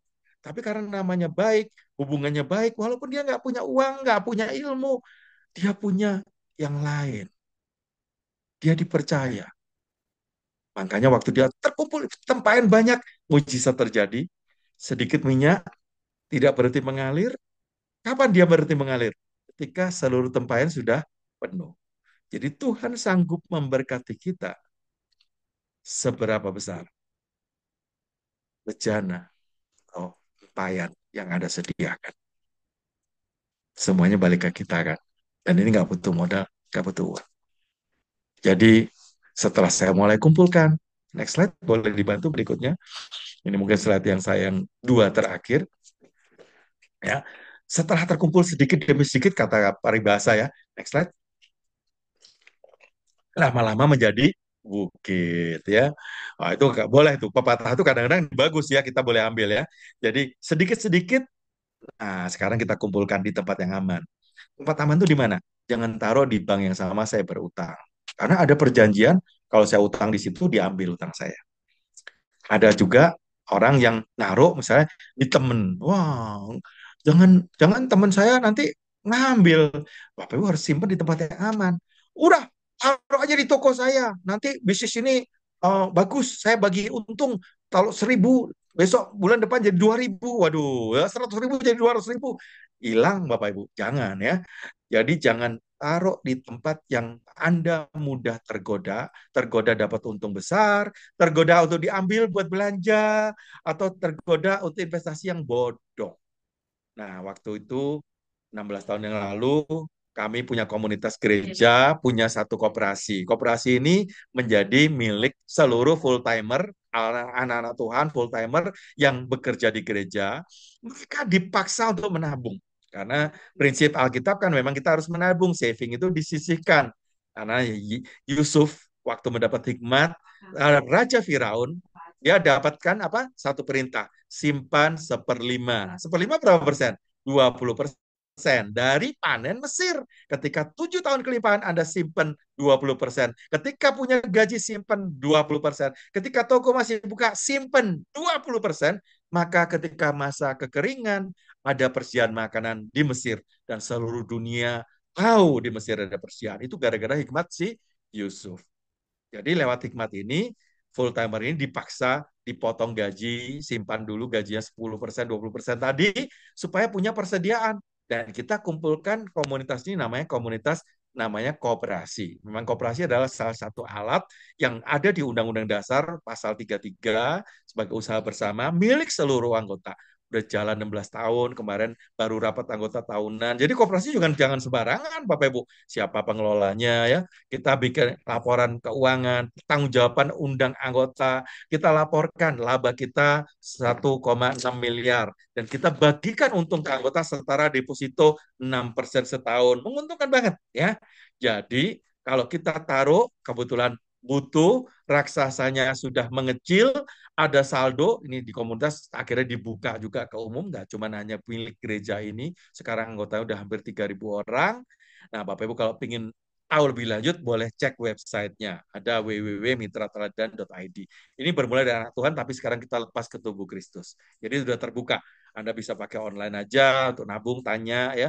Buka rekeningnya juga bisa. Yang penting gini, ngambilnya nggak gampang karena nggak ada ATM-nya, nggak mudah online. Ada pakai klik, dipotong saldonya. Tapi begitu Anda satu hari raksasanya mengecil dan bisa dibayar, ada saldo yang aman di sini karena ini godaannya sedikit itu bisa diambil, tapi juga berkembang tadi ya, dapat bunga sekitar 6% setahun. Nah, inilah waktunya satu raksasa utang dikalahkan. Ibarat 1 sama 17, 5 batu licin ditaruh oleh Daud di mana? Kantung gembala, gembala yang dibawanya, yakni tempat batu-batu. Jadi Bapak Ibu, cari tempat batu yang aman. Boleh nggak sih saya taruh di celengan ayam? Boleh. Tapi jangan sampai dikorek-korek, diambilin kalau pas mau butuh. Atau celengan ayam ketahuan sama tetangga. Diambillah ayamnya. Ya aman dong ya. Jadi jangan sampai di tempatnya yang kurang aman. Nah, memang akhirnya anak-anak Tuhan harus punya komunitas, dan komunitas ini juga terbuka bagi yang pengen tahu, nanti boleh explore lebih lanjut, kita bisa sharing ya, terbuka buat seluruh anak. Ini transparan banget, website ini Bapak bisa buka laporan keuangannya, semua pengurusnya, izinnya, semua lengkap, ada produknya, karena saya kebetulan 6 tahun jadi ketua di situ, sekarang pengawas ya. Next slide, yang terakhir, ketika utangnya sudah mengecil, saldo Anda di tempat yang aman sudah membesar, inilah perjumpaan antara si utang dengan batu licin Daud nempel ke jidatnya Goliat ya. 10 juta utangnya, sekarang dapat keringanan. Ya udah bayar aja 5 juta, kata si rentenir, kata si debt collector, kata si pinjol. Dan Anda sudah nabung dari turunkan gaya hidup, nabung 150.000. Cari keluar dari rumah, cari tambahan income. Seorang ibu naik sepeda satu hari, dia mampir ke depan rumah, pasti saya di depan rumah, dia nanya, Bu, cari pekerjaan tambahan nggak Bu ya? Cari pembantu nggak Bu ya yang harian? Ya, waktu itu oke lah, buat nyuci gosok, ngepel gitu aja, saya kasih 50.000. Tapi istri saya ngajarin, jadi kita mengajarin, jangan bawa pulang semua ya, simpan 1/5, kayak tadi Yusuf ya, 10.000 ditabung. Sempat ibu yang bekerja ini komplain juga, Bu, saya orang miskin, saya nambah kerjaan ini untuk nukung suami karena nggak cukup. Anak saya udah mulai sekolah. Dan saya punya waktu 2 jam ini anak saya sekolah, saya kerja. Masa ibu masih tega potong 10.000 dari 50.000 gaji harian saya? Loh, saya potong itu kan bukan berarti saya itu mengambil, saya itu menabungkan buat Anda. Saya menyimpan buat Anda, mengamankan buat Anda. Dia kerja terus sampai satu hari itu waktu tahun berikutnya, setahun dia kerja, dia datang lagi, kali ini dia ngomong gini, Bu, kali ini boleh disimpan semuanya 50.000 loh, kemarin 10.000 ngomel, sekarang minta disimpan 50.000. Iya, anak saya udah SD, sekolahnya 4 jam, saya bisa kerja di 2 rumah, tapi tuan rumah yang sebelah itu nggak mau nabungin buat saya. Jadi saya mau nabung di ibu 50.000, saya cukupkan dengan yang 50.000 buat hidup. Luar biasa ya. Ternyata yang kita ajarkan kalau dilakukan itu dahsyat loh Bapak Ibu. Udah taat aja kan. Dan satu hari, Bu, saya berhenti kerja ya. Tabungan saya berapa? Jumlahnya juta Bapak Ibu. Dan dia bilang, saya mau beli tiket pulang ke Medan. Sudah 10 tahun saya nggak punya uang untuk pulang. Saya mau jenguk ibu saya. Waktu ketemu ibunya, ibunya sangat berbahagia. Karena ibu ini yang dari kekurangan bisa terbang naik pesawat ke Medan. Dan ibunya kasih ide baru. Dulu saya ngajarin kamu jahit. Nabung lagi nak, beli mesin jahit. Dan hari ini dia menjadi seorang pekerja tukang jahit, udah nggak perlu jadi pembantu rumah tangga. Jadi Bapak Ibu belajar dari hal kecil. Simpan batu ini ke tempat aman. Ini batu kelima. Sampai raksasanya mengecil. Kalahkan raksasa. Selesai. Satu raksasa. Diganti raksasa kedua. Selesai yang terakhir. Next slide. Kalau kita menang, Bapak Ibu, luar biasa loh. Di luar sana orang yang problem kayak kita nggak dapat pelajaran seperti ini. Di luar sana orang nggak mengerti. Bahkan yang ke gereja mungkin ya, cuman dibilang beriman.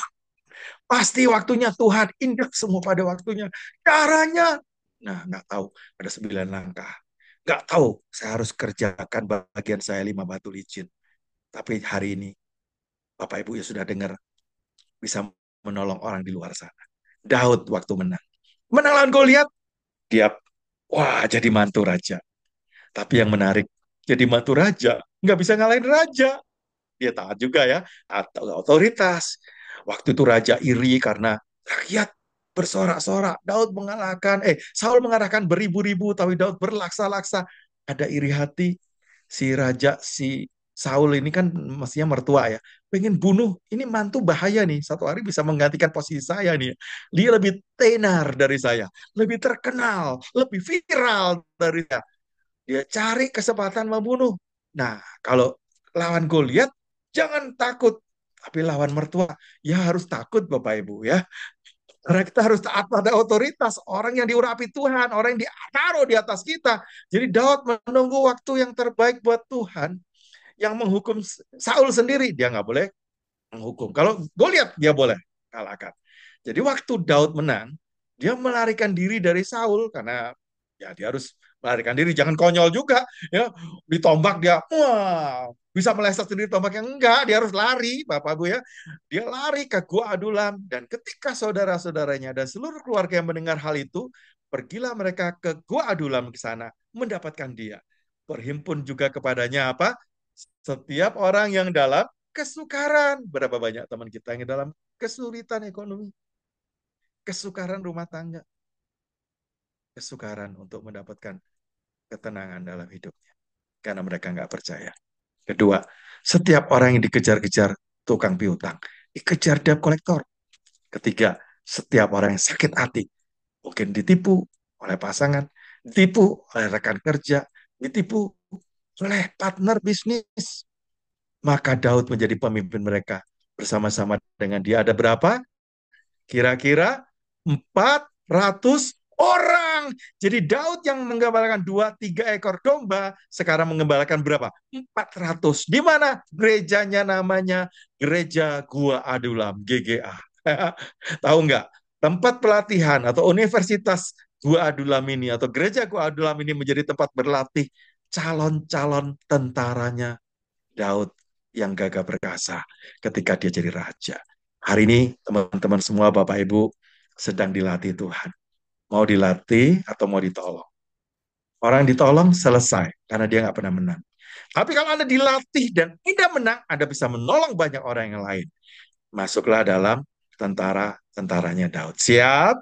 Yang siap katakan amin. Karena tugas saya juga sharingnya selesai dengan slide ini. Monggo kalau ada pertanyaan silakan. Terima kasih ya yang sudah bantu saya sharing slide ya. Terima kasih. Selamat malam. Saya kembalikan ke MC. Silakan Bapak Ibu, apakah ada yang mau bertanya ke Pak Juwono? Boleh Pak, kalau ada yang bertanya Pak? Boleh, silakan. Ya, Iya, dengan ya, senang silakan Bapak hati. Ibu, kalau Mau misalnya on ada yang mic, mau bertanya. on langsung bicara boleh. Kalau mau chat Ya, ya boleh ya. langsung ya Pak ya sebaiknya. Online aja dibuka Ya, mic-nya ya boleh Pak. langsung aja.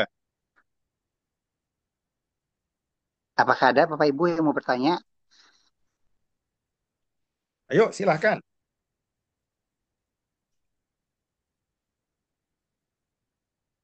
Monggo.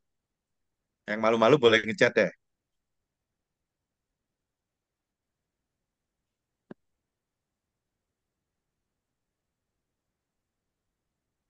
Di chat room ada pertanyaan nggak? Cobain, Pak. Boleh dibantu.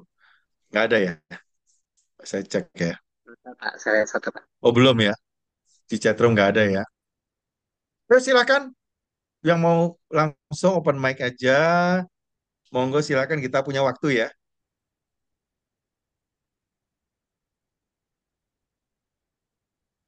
Silakan. Pak, saya Pak Amos, Pak. Ya, Pak Shalom, Pak. Amos. Iya, Shalom. mau nanya kalau eh, stop hutang itu yang pertama. Kalau untuk misalnya untuk kebutuhan sehari-hari aja udah mepet lagi, berarti benar-benar harus diturunin terus sampai sesuai dengan itunya ya, Pak ya. Sesuai dengan apa yang Ya, ada gitu ya. ya. Jadi Jadi, oke terus. maksud saya eh kalau eh, yang itu sudah mentok, apakah nggak bisa, maksudnya mungkin kan di misalnya di kartu kredit itu ada 0% atau apa gitu, tetap tidak boleh nambah lagi gitu ya Pak ya, itunya ya. Kalau nambah utang baru nggak boleh. Ya, tapi kalau Oh, memindahkan utang yang tadi bunganya mahal menjadi 0% mhm. boleh. Tapi Oh jumlahnya boleh sama ya. ya. Ya, Ya, jumlah yang sama ya berarti ya. Terus apakah kalau itu hutang, apakah kita boleh mengurangi dari pokoknya gitu Pak? Misalnya utangnya 100, terus dikurangin, kita minta pengurangan jadi 70 atau apa? Apakah bisa begitu? ini kartu kredit Kalau ya. atau KTA Ya, gitu. Kalau ya, KTA atau kartu kredit. sangat bisa, Pak. Sangat bisa. Oh bisa. Memang kalau bank negara pokok nggak bisa, tapi bunga dan denda bisa. Oh, Tapi bank asing atau bank swasta biasanya bisa. Bahkan kadang-kadang kalau kita sudah cukup lama istilahnya memberi makan Goliatnya sampai Goliatnya gede gendut gitu ya. Karena kita sudah 10 tahun bayar bunga terus. Nah, dia bisa memotong Goliatnya mengecil jauh banget. Kadang tinggal 30%, tinggal 40%. Jadi dia akan ukur. Tapi kalau kita baru 3 bulan macet, baru bayarin bunga 3 bulan, ya tentu dia baru makan 3 kali kan istilahnya. Ya dia nggak bisa potong banyak. Tapi kalau udah 10 tahun kita ngidupin dia, oh itu potongnya bisa jauh sekali. Bisa tinggal 30%, 40% yang dari oh, pokok yang kita bayarkan. Ya dia akan analisa, nah itu butuh waktu. Kayaknya kita di 9 langkah kan ada tulis surat nego, ya kan? Tuliskan yang saya mampu berapa, nanti dia akan analisa dan dia akan buktikan dengan debt collector yang dikirim. Apakah betul saya udah bertobat gitu ya. Dengan cara turun gaya hidup. Kita ngomong mungkin saya salah karena saya udah musibah barangkali orang tua sakit. Apa benar orang tuanya sakit ya? Saya lupa bayar BPJS-nya sehingga saya harus ngobatin orang tua. Ya cek lagi apakah benar kita udah jual mobil motor kita atau masih bergaya dengan motor mewah atau mobil mewah begitu. Jadi debt collector ini sebenarnya dikirim untuk membuktikan apa yang kita katakan karena kita minta keringanan. Kalau itu terbukti butuh waktu 6 bulan, kadang setahun ya. Dia akan berikan keringanan. Ya, kalau nggak cocok ya nunggu, sabar dikit, mungkin lebih panjang 1 tahun lebih 3 bulan gitu. Tapi satu hari akan dapat keringanan dan pasti itu akan terjadi ya. Cuman berapa persen tergantung seberapa banyak kita sudah terlibat pembayaran selama ini. Kalau makin panjang biasanya diskonnya juga makin besar, gitu Pak. kalau masih baru berarti paling Ya diskonnya mungkin kecil belum gitu. besar potongannya, betul. Oh gitu. Nah Pak, satu hal lagi, kalau misalnya mobil itu dipakai buat, misalnya kita masih tetap punya kendaraan gitu, mobil atau motor gitu, tapi kan karena itu misalnya nanti dipakai bisa aja kan jadi Grab atau apa gitu. Nah itu kalau misalnya ada, terus pas debt kolektornya ini, kira-kira apakah apakah nanti bisa jadi penilaiannya, oh berarti kan masih punya nih yang harus dijual atau apa gitu Pak, atau Ya, gimana? gini Pak. Pertama, kalau memang mobil itu mau dijadikan Grab, berarti berusaha kan, produktif kan. Ya, ya. Kita harus berhitung ya pendapatan kita sama anggap kalau mobil ini nyewa itu masih nutup nggak atau kita nyicil gitu ya. Nah, kalau Hmm. memang udah nggak mampu nyicil, udah jangan pakai itu Pak. Kita nggak harus pakai usaha pakai Grab kok. Tadi saya udah Oh, berikan beberapa contoh tanpa modal, tanpa barang, saya masih bisa berusaha pakai tangan yang ada di kita, pakai kaki yang ada di kita. Udah jalan aja keluar. Bisa. Jadi jangan mengandalkan mobil ini sebagai sumber pencari uang. Apalagi kalau ternyata saya hitung pendapatan Grab saya atau mobil saya ini ternyata dipotong bensin, potong ongkos, anggap harus nyicil, anggap harus hmm. bayar sewa. Dan nggak nutup. Ya, jangan kan buat makan, buat hidup ya. Buat itu aja nggak nutup. Berarti mobilnya harus lepaskan. Oh, Harus buang mobilnya. gitu Nggak boleh Pak. pakai itu buat cari, ya, cari Oke, makan. Nggak boleh gitu. Tapi kalau oke. ternyata mobilnya hasilnya 10 juta, bagus ya nggak tahu nih mungkin ada rekanan apa yang langganan tiap hari ke bandara gitu ya atau antar jemput sekolah kita punya hubungan bagus ya yang kita gunakan lebih lebih pasti dan produktif lah. Potong bensin, potong cicilan masih bisa ya. Kalau gitu jangan nunggak dong cicilannya gitu ya. Hmm. Cicilan mobilnya bayar. Ya mungkin Oh, kartu kreditnya nunggak nggak apa-apa, tapi yang mobil bayar. Fair iya. dong, jangan sampai mobilnya nggak bayar, pendapatan Grabnya diambil. Ya salah lagi kita gitu. Makanya balik lagi ke kebenaran. Kalau saya benar pasti saya dibela Tuhan. Amin ya. Jadi Oh, kita harus berhitung betul-betul. Jadi keputusannya akan betul gitu. Jangan sampai salah menghitung. Kayaknya menguntungkan, ternyata nggak menguntungkan karena nggak mencatat tadi. hmm. Berapa sih pendapatan saya, berapa pengeluaran saya, dan anggap jangan gratis ini, anggap nyicil ya, atau sewa. Kalau masih nutup ya lanjutkan, jangan-jangan gagal bayar. Karena bisa jadi Hmm. loh di tengah jalan ya kita di stop, ya ada surat tugas, tolong ini mobil dititipkan ke kantor dulu, disita istilahnya. Makin kita nggak dapat apa-apa. Padahal kalau mobil ini saya nyerah, saya udah pakai buat Grab nggak menguntungkan, berarti kan bleeding istilahnya berdarah kita. Makin Mhm. ditambahin makin lama, wah kita makin berdarah dengan mobil kita ini. Belum nanti STNK-nya jatuh tempo, Ya, asuransinya belum bayar ya, makin berdarah, mending serahkan. Jadi biar hati kita nggak melekat ke mobil, serahkan. Jadi Grab, debt collector juga tahu saya udah nggak punya apa-apa, begitu. hmm. Gitu Pak. Oke. Jangan-jangan waktu saya serahkan atau saya jual sendiri, malah mungkin ada selisih lebih. Nah, saya bisa mengumpulkan batu licin lagi.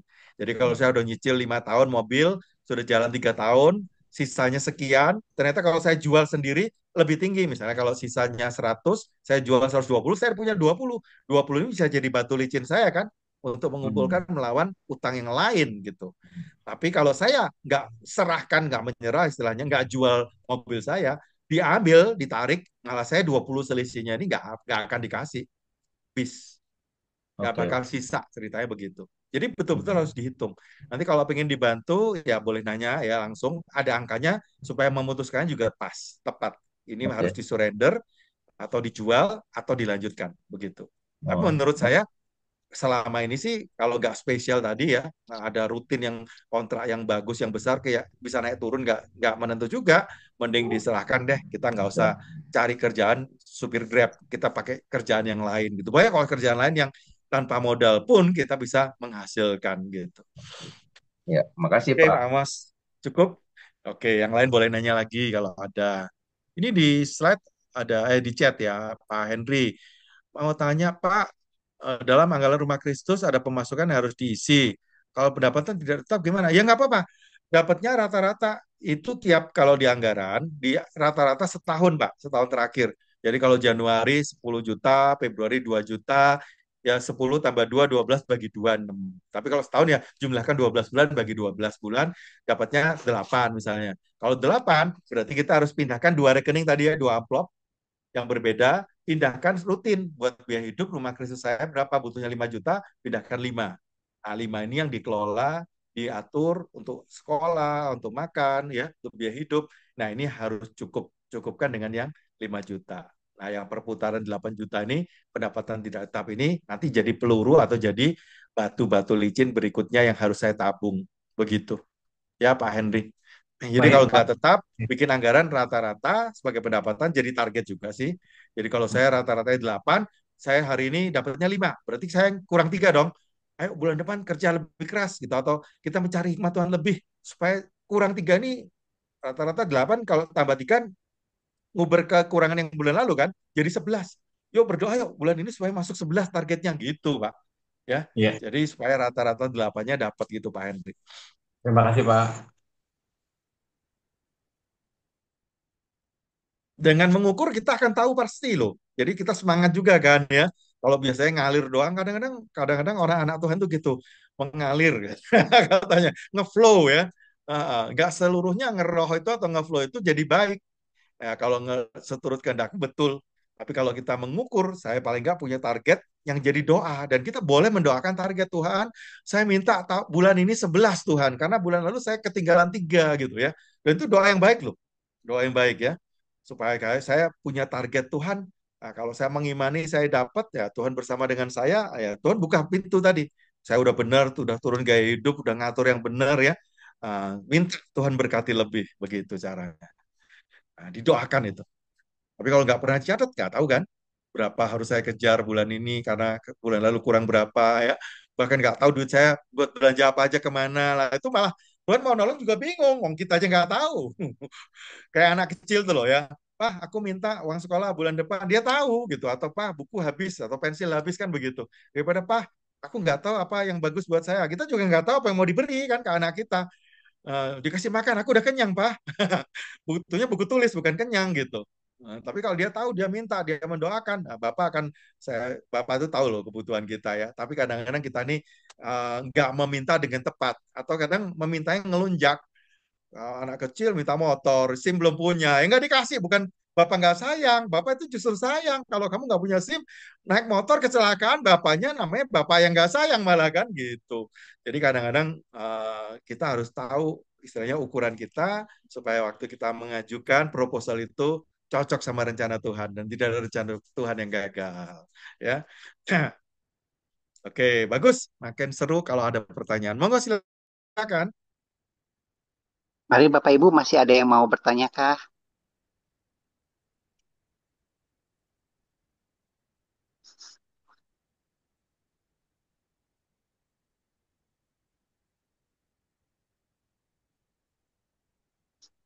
Saya menemukan banyak mujizat loh di mentoring utang yang saya dan Bu Krisna melayani. Baru aja saya di Bandung tadi, saya sharing di teman yang nganter ya. Dia cerita, Pak ada satu, dia kena cancer ya, bayangin dia berjuang. Dia hidupnya buat mamanya, dia sayang mamanya. Waktu dia dapetin istilahnya berhasil ingin menunjukkan menyenangkan mamanya, mamanya dipanggil Tuhan. Dia pikir buat apa hidup saya? Bahkan dia berjuang ada penyakit baru cancer. Dia rajin, dia punya target sama Tuhan akhirnya. Dia rajin doa pagi, dia apa? Bapak Ibu sampai hari ini dia sehat dan tiap rajin dia berdoa tiap pagi. Wow. Jadi apa ya? Waktu kita lakukan kebenaran tadi ya, jangan tawar hati, lakukan bagian saya. Udah Tuhan sanggup memenuhi segala kebutuhanmu. Tuhan akan bekerja lebih dari yang kita pikirkan, yang kita apa dengar ya. Jadi Tuhan akan turut bekerja dalam segala sesuatu untuk mendatangkan bagian saya lakukan dulu. Itu yang paling penting. Yang saya cerita hari ini, 5 ini bagian saya. Ya, nanti kalau pengen ada mujizat, ya lakukan 5 ini dulu. Nanti lihat aja ya. Pasti ada, wah ternyata ya tadi penjual bunga tadi yang tiba-tiba, yang tadi, ini orang yang tadi toko bangunan ini orang Kudus. Tadi pagi sempat kontak saya lagi waktu ke Jakarta, dia cari saya juga ya. Wah, jadi dia cuma taat aja lakukan. Ya, sekarang tahu nggak, utangnya udah lunas. Tadi pagi dia cerita ke saya, yang ibu yang toko bangunan, saya bilang, tokonya tutup, terus dia keluar rumah, cari apa orang yang lagi bangun ya, mandor-mandor, dia nggak pakai modal, nggak butuh mobil, bahkan mobilnya udah dijual ya, nggak butuh Grab, nggak perlu kerja berat setengah mati, dia cuma butuh nama baik. Dan dia bilang walaupun saya berutang, saya tetap mau namanya baik. Dia hubungin ya suppliernya, kok cek ya, saya belum bisa bayar, dia tetap ngaku. Tapi saya kalau Anda mau butuh bantuan, saya bantu. Mau pindah rumah, saya ringan tangan. Jadi pakai apa yang ada di tangan kita gitu. Bahkan dia kasih order, ini ada bangunan nih, butuh kiriman triplek. Engkau nggak usah kirim ke saya, pasti engkau udah nggak percaya ke saya kan, udah ngutangin saya ratusan juta. Percayalah, apa saya nggak ngambil uangnya, kirim langsung ke alamat. Nanti orangnya kirim langsung, transfer langsung ke engkau. Tapi tolong ya kok ya, saya kan butuh hidup. Saya minta 5%, bagi dua, 2,5 buat nyicil, 2,5 buat saya hidup. Dia lakukan sampai lunas. Hari ini dia cerita utang saya udah lunas. Dan luar biasa lagi, dia sekarang punya 2 rumah, satu buat anaknya, buat dia satu. Itu udah mujizat bagi saya gitu ya. Dan saya sampai terkagum dengan cara Tuhan. Kok bisa ya? Saya cuma ngomong seperti 5 batu licin. Udah lakukanlah. Ya waktu tanya, apa saya toko saya nggak bisa jualan. Siapa bilang nggak bisa? Udah tokomu tutup, tapi kamu keluar dari rumah. Cari tetangga, ya, cari mandor, cari teman, cari orang yang ngutangin kamu, hubungin, berbuat baik buat dia. Dia lakukan. Mujizat. Selesai utangnya ya. Nah, itu jadi banyak yang terjadi. Ayo, silakan. Saya semangat sekali kalau Bapak Ibu lakukan. Nanti saya pengen dengar, ini penghiburan kami itu ya kalau ada mujizat begitu, Bapak Ibu ya. Waktu saya dengar, wow, Tuhan saya luar biasa, saya makin diteguhkan. Apalagi dia tadi bilang, sekarang saya udah beli rumah. Jadi rumah saya itu kemarin udah saya relakan ke bank. Nah, ini jual sendiri. Dia cari pembeli. Dan yang menarik, pembelinya itu kasih dia kesempatan tinggal di rumah yang sama, bayangin. Rumahnya udah dijual, dia nggak kehilangan rumah, bahkan nggak perlu pindah. Baru Desember tahun ini loh, 2025. Dia lakukan itu sejak 2021, teman-teman. Berarti dia boleh tinggal di situ gratis berapa tahun, bayangin, nggak perlu nyewa. Dan tahun ini, tahun terakhir katanya, saya harus pindah. Nah, saya udah punya rumah yang baru. Gimana nggak dahsyat Tuhan kita ya? Wah, saya makin semangat dengar, berarti yang kamu lakukan 4 tahun lalu, yang saya sharingkan kamu lakukan 4 tahun lalu. Wah, itu penghiburan buat saya. Saya mengakui bukan saya yang hebat, tapi Tuhan saya, Tuhan kita yang hebat. Amin. Ya, kayak Daud tadi. Ayo, silakan. Masih ada? Kalau masih ada waktu, saya welcome ya. Silakan. Tapi jam 9 kita bisa.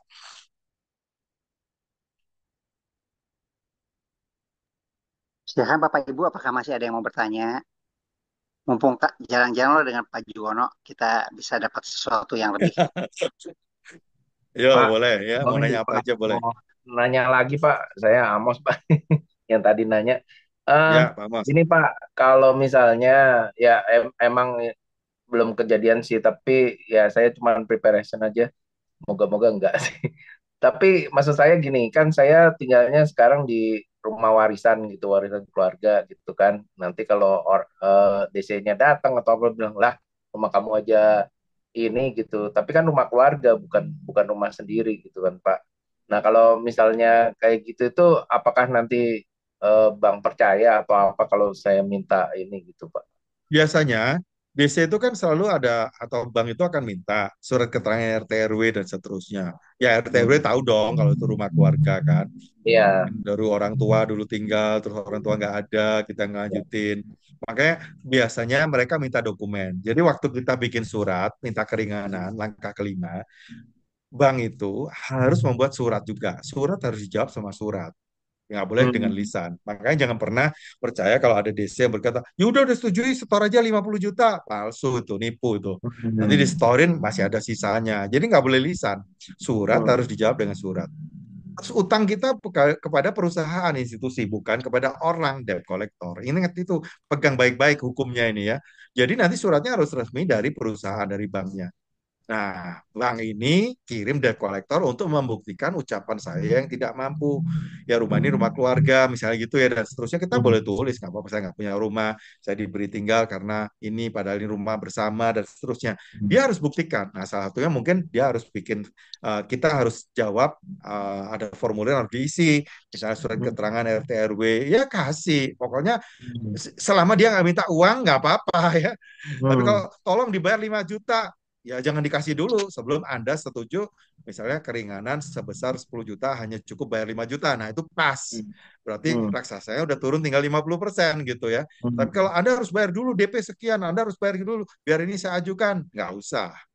Tapi kalau minta surat Izinin dulu keterangan ya. RT RW ya kasih.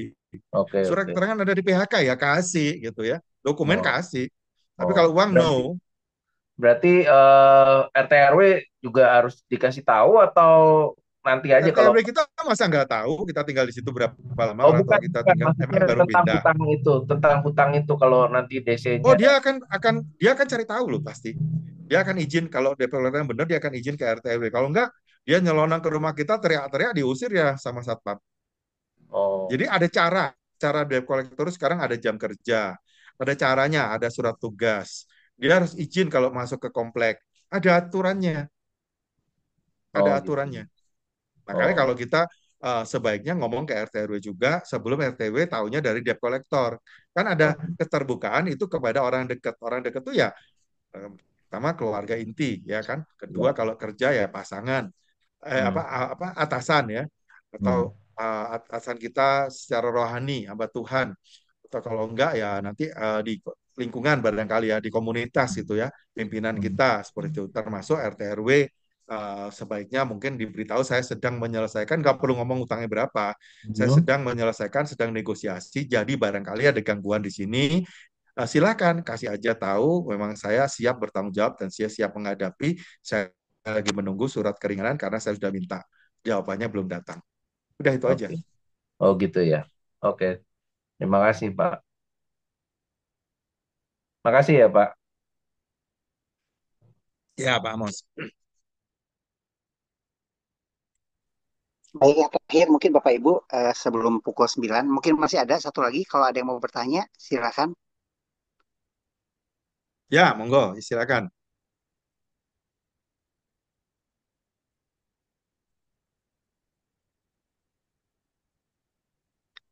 Oke, kelihatannya udah Pak kayaknya.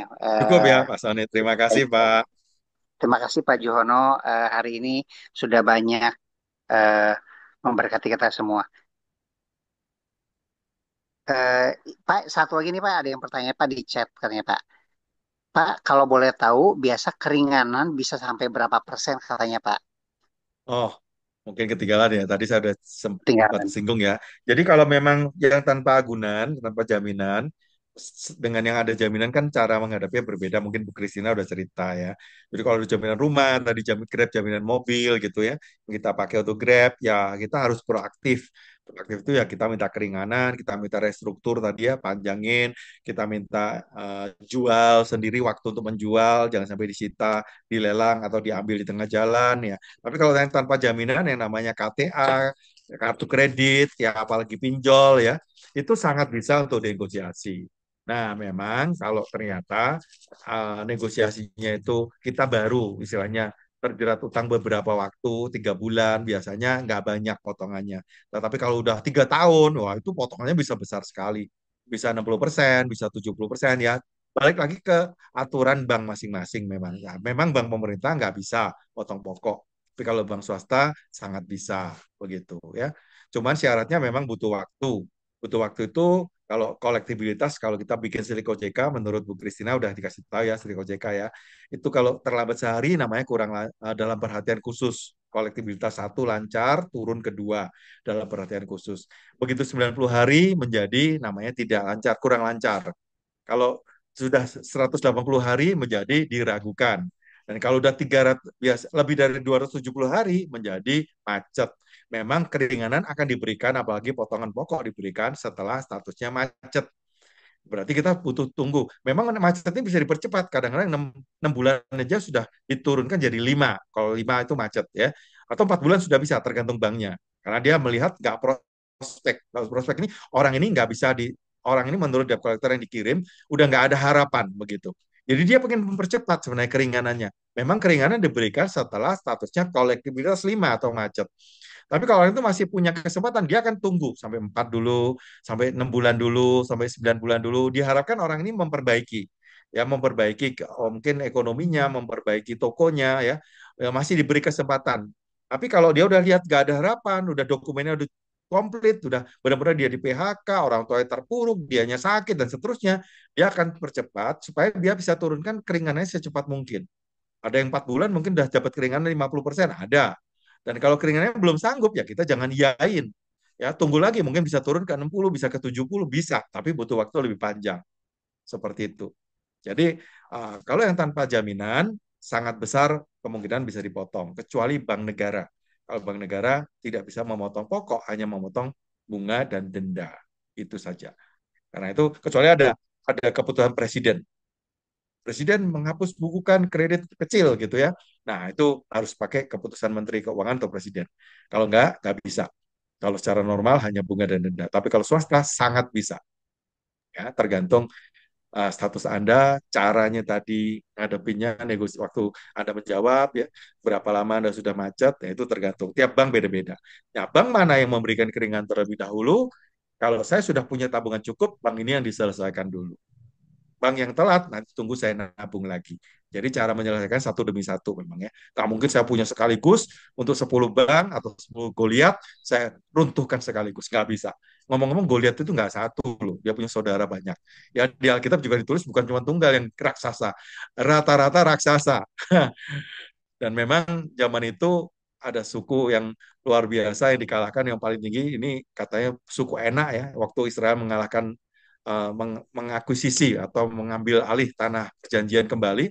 Dan Kaleb, seorang yang punya mata iman waktu jadi pengintai, dia bilang, wah menang betul penduduk daerah raksasa, tapi kita telan mereka. 10 yang pengintai kan bilang, wah kita akan ditelan jadi belalang ya, itu nggak masuk tanah perjanjian. Tapi yang punya mata iman, Kaleb menduduki tanah yang suku Enak yang paling besar, namanya Kiryat Arba. Wah makin gede raksasanya, nanti kesaksian mujizatnya makin besar. Ya, saya percaya itu.